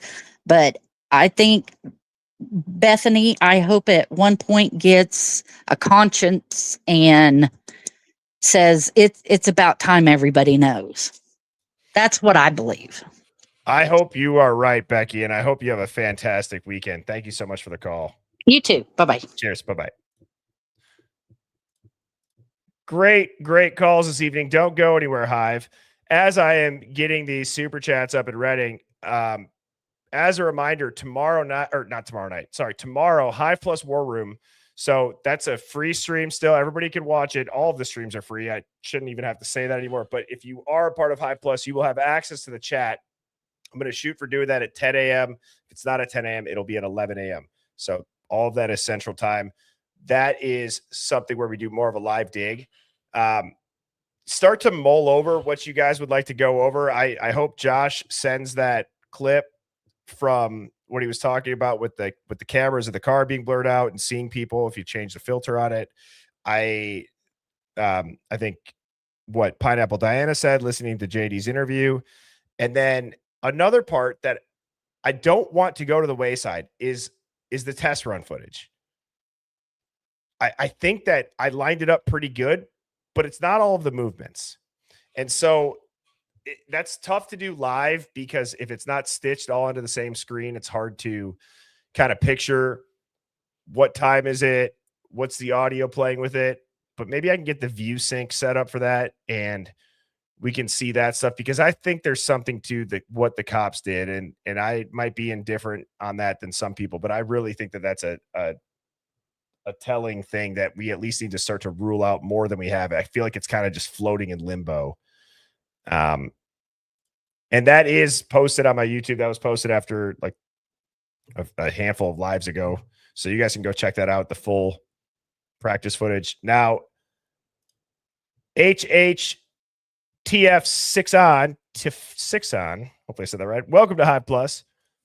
Juliet AF said, Devil's Advocates wrote to BK and family. No response. I remember when he said that. Yes. Holly NN88 said, I feel this was a setup or a love dispute / rug situation all in one. I have some theories, revenge, betrayal, ego, all come into play here. I think that is one of the top theories. If it's not the top theories, it's a trifecta of those three things. And I don't think that that's a stretch. I don't think that that's a conspiracy. I think that's human behavior. And there's a lot of crimes in the past that have had all three of those things. Now, Not As Dumb As You Look said, did you catch my little post in the Hive Mind Finds of Turvey and Whitcomb's bromance? He definitely owned the dang white hat. I feel it. And he and Chris Whitcomb were touring and working together late last year.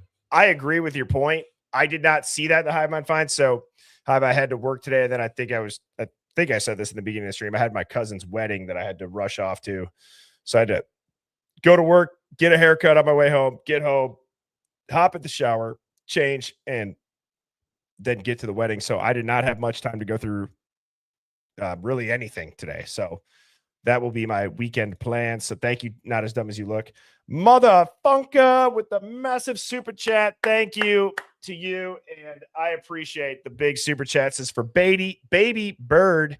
Congratulations. We are so excited for you and your family. Well, thank you so much, everybody, for all the support and the well wishes of that. Still kind of crazy that I'm going to have a daughter.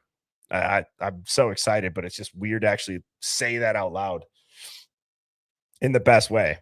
Joseph Valdez says, remember DM said Sus had what looked like an arrow shape. Rosie's 253 to 316 AM body cam at the Banfield.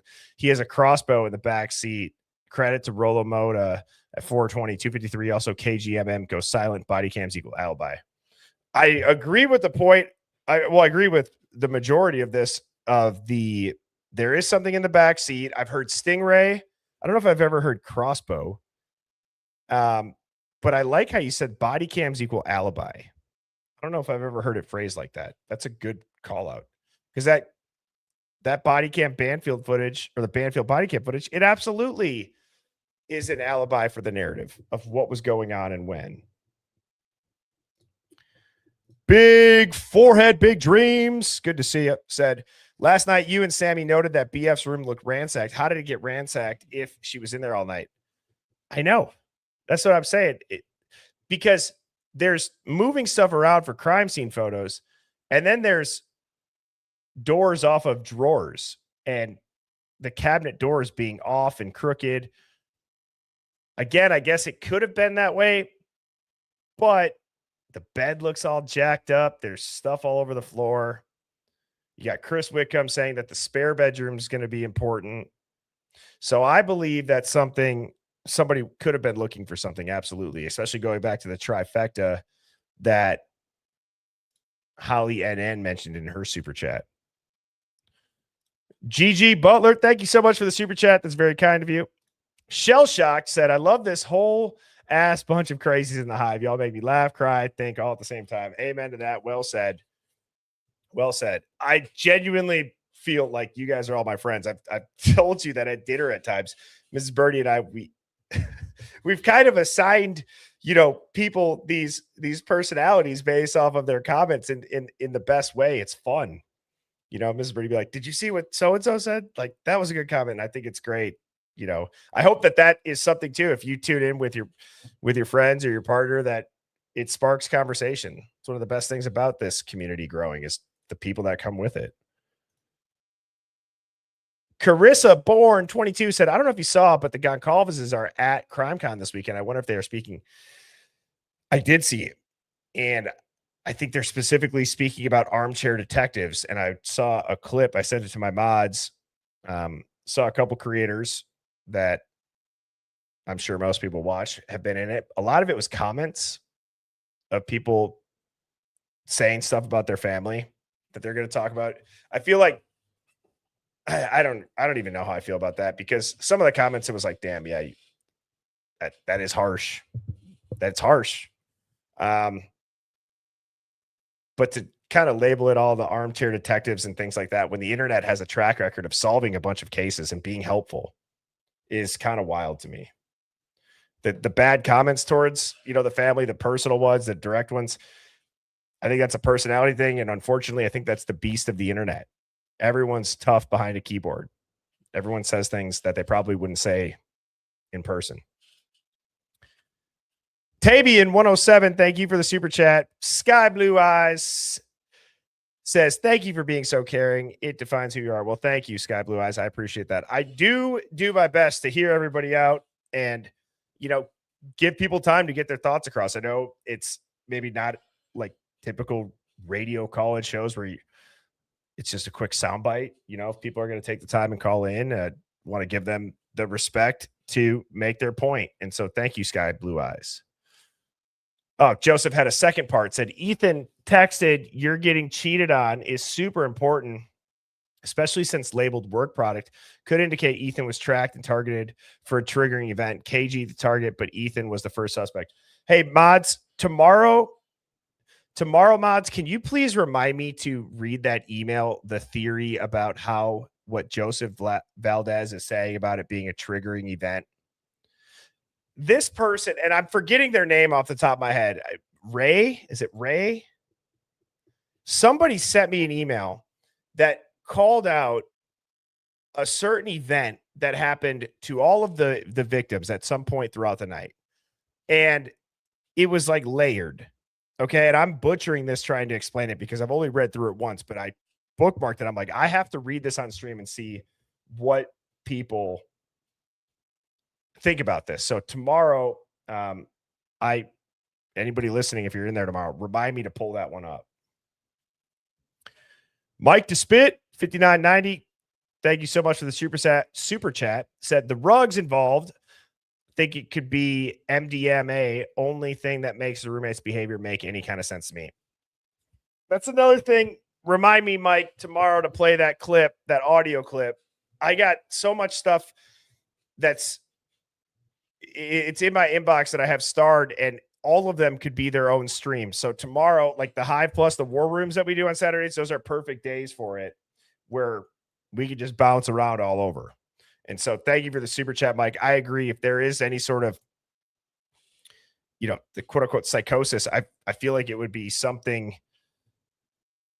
like that could be, the cause and effect for behavior change that could, I don't know. It's just so crazy to think about that could have happened, but it would take a type of drug like that. Hot Girl Bummer 520. Thank you for the super chat. Said, don't you ever change, Birdman. Well, I won't. I don't think I can.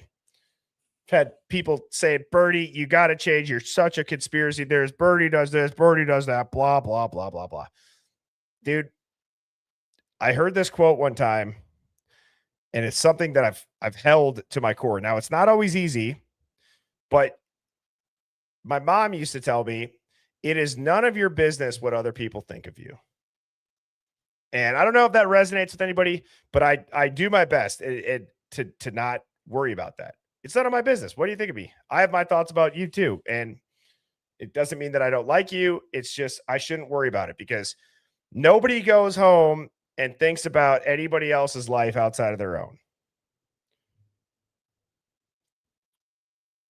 And Nene Gallegos, welcome to Hive Plus. Hopefully see you tomorrow. Jeep Girl 919 said, I sent you an email. Please check. You are so good with everyone. Congrats to you and your mama, Birdie. 100. Thank you, Jeep Girl. I'm going to write that down right now. And mods, please help me out to locate that. Okay, so I said Jeep Girl email. I said Ray. And I said the audio clip.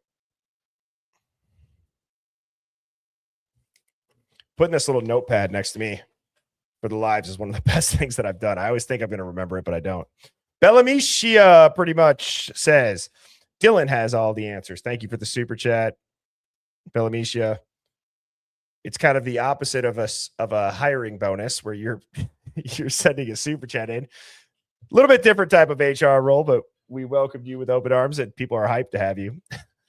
Riley Church said, thank you for letting me ramble again. I listened back to see what you hearing people talking in the background was. It sounds like I was in a crowded place. I'm alone with my cat in a silent room. Who were those people spooky? Are you serious? That's crazy. I heard a full conversation. Ooh, I don't like that, Riley. Riley, go get some sage. You got to burn that sage. I mean, there's a full conversation going on in our background. I'm telling you, did you guys notice that too? Did you hear it, or was it just in my headphones? That was weird, Riley. That because I would have thought you were making a call from a lobby of like a hotel or somewhere. I don't know what I was thinking. But thank you for the big super chat. You can call in and you could ramble anytime that you want. Happy to have you. Hot Girl Bummer, thank you for another super chat. Said, hey, Birdie, congrats on the bundle of joy to you and the Mrs. Birdie. Any update on the Uncle Files? No, from Albany, we have not. We did get a Proton mail set up, and I don't know if Albany's listening, but again, I've been very open and honest about it with the disclaimer. I'm not going to do anything to get myself in trouble, anybody in the Hive in trouble, and there are methods to go about it right. So if he reaches out and he sends me it, then he sends me it. But until then, obviously you guys will know when he does, but nope, no update as of now. Growth Redacted. GOAT for tonight, being vulnerable and sharing their story, says, thank you and the Hive for hearing me out and giving me space to talk without judgment. Absolutely. Anytime. That's why I made the comment too. I know this is themed around the Idaho 4, but the Hive is so much bigger than this case, and the people in it are so much bigger, than just knowing one subject, and it makes everything very real. So thank you again, Growth Redacted. 420 Smange, 420s Mang. How do I say that? Hopefully I already know I butchered it, but thank you for the super chat. Said the live where we quote gave up theories from the past. We need a big refresh / whiteboard to make some type of web chart now, considering the current facts. I agree with that. I also am curious to get your thoughts on, do we rule out theories of anybody who's had their DNA tested? I've tried to think of that. Like, I've tried to think of a way to do this whiteboard thing that you're saying 420s on. We can't be banging our head against the wall and saying all this stuff. It's whether we're either going to have to choose to believe that they did test the DNA and that explains why they're not in prison, or we're going to choose to not. And we could maybe do a theory or two of each. But I don't know if we could trust all of that stuff. I don't know. Some people hate when I say that. I don't know if we can trust it. But as formerly known as Beck said, I love a good whiteboard session. Bellamicia followed up and said, we could not give up now. Listen to your HR rep. That's so funny. I love it. Riley Church said, I tried to send the book to BK via Amazon. Inmates can get books, but typically they can only get paperbacks, so I knew it was a reach. It got stopped. I'm just curious. Type of what? If anybody's trying to send something, you reach out to Koberger. Let's just see. I am very curious. And Riley, thank you for the super chat. And thank you again for the call this evening. Jeep Girl 919, another super chat, said, Brent Turvey stated Brian is not aware he has been given limited access. If this is true, it's sad. I forgot that he said that, because that was actually kind of the opposite of what Chris Whitcomb said. I asked Chris Whitcomb if he's aware, if he's seen it, and Chris said yes. Turvey said the opposite. It goes back to a couple of comments about CW and Turvey maybe working together, and CW being the vehicle to get what Turvey wanted to say out there. Yeah, that's a good point. It's a good point. I'd be curious to know. It is sad if if that is true. Motherfunker. Welcome to the Hive Plus membership. State of the Deep. Good to see you, JJ. We still got to get a stream together again, man. That was fun when we did that. I know we've been chatting, trying to connect offline. But yeah, man, thank you so much for the super chat. And thank you for the well wishes. I appreciate it. Always great chatting with JJ State of the Deep. By the way, JJ State of the Deep did go and launch his own YouTube channel, by the way, guys. So State of the Deep, if you guys like big picture stuff, JJ did go and he started posting. Go give him a subscribe. He's a good buddy of mine. I always like how his brain works. And thank you again, JJ. Mendy Joe 18, thank you for the super chat. And Hot Girl Bummer 420 says, Tucci, remember the outer space BMW in Florida? I do, actually. Do you guys remember the guy that was abducted by dolphins? My mom called me from Florida, and she told me that was a prank. Is that confirmed? Is the dolphin stealing somebody that was an architect or an engineer? Was that a confirmed prank? I wanted that to be real so bad. So is the dolphin guy real or like not necessarily guy? Is the story real or no? Luna, don't do me dirty like that.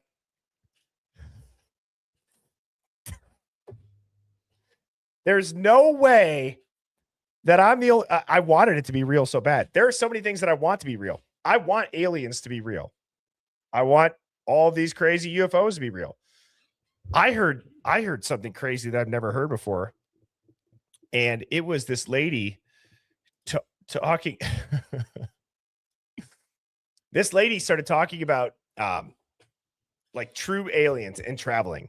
And she goes, if they're so smart and they have all this technology, and she starts talking about why would they use forms of spaceships, right? Like the mechanisms and the way the propulsion system or the gravitational propulsion system is really not that crazy level of technology. It's just a different form of propulsion. The speed and how gravity reacts with an object traveling through space at, X, Y, or Z speed, as I just said. This lady brought up a term called interdimensional entanglement. And I'm just like, whoa.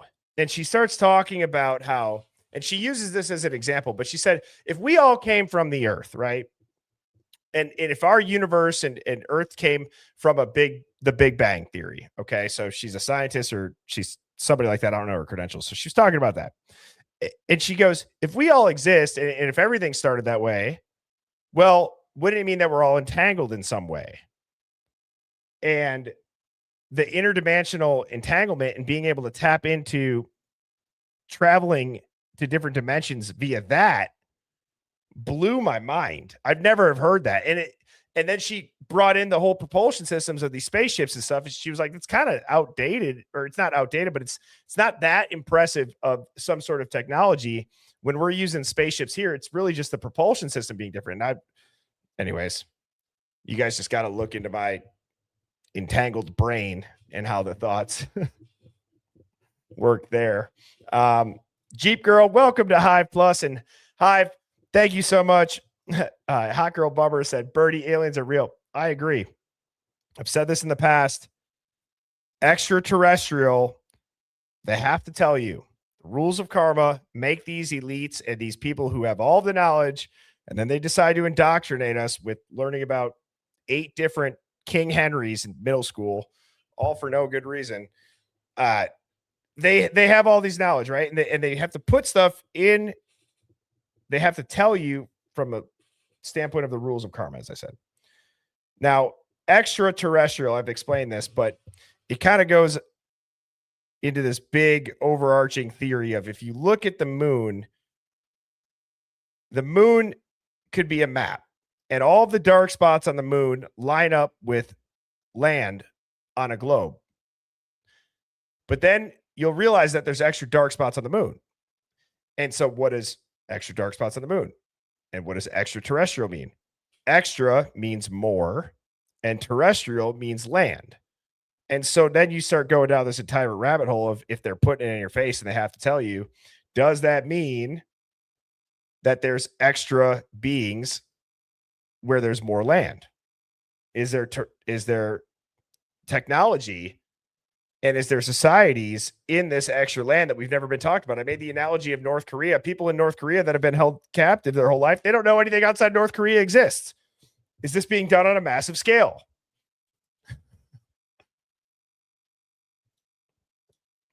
Somebody said after hearing those voices in the back. Oh, Riley said after hearing those voices in the background of my call, I believe in extraterrestrial activity. Yes. Well, Hive, thank you again for bearing with me and being flexible a couple hours later this evening for the call-in show. These are always some of my favorite.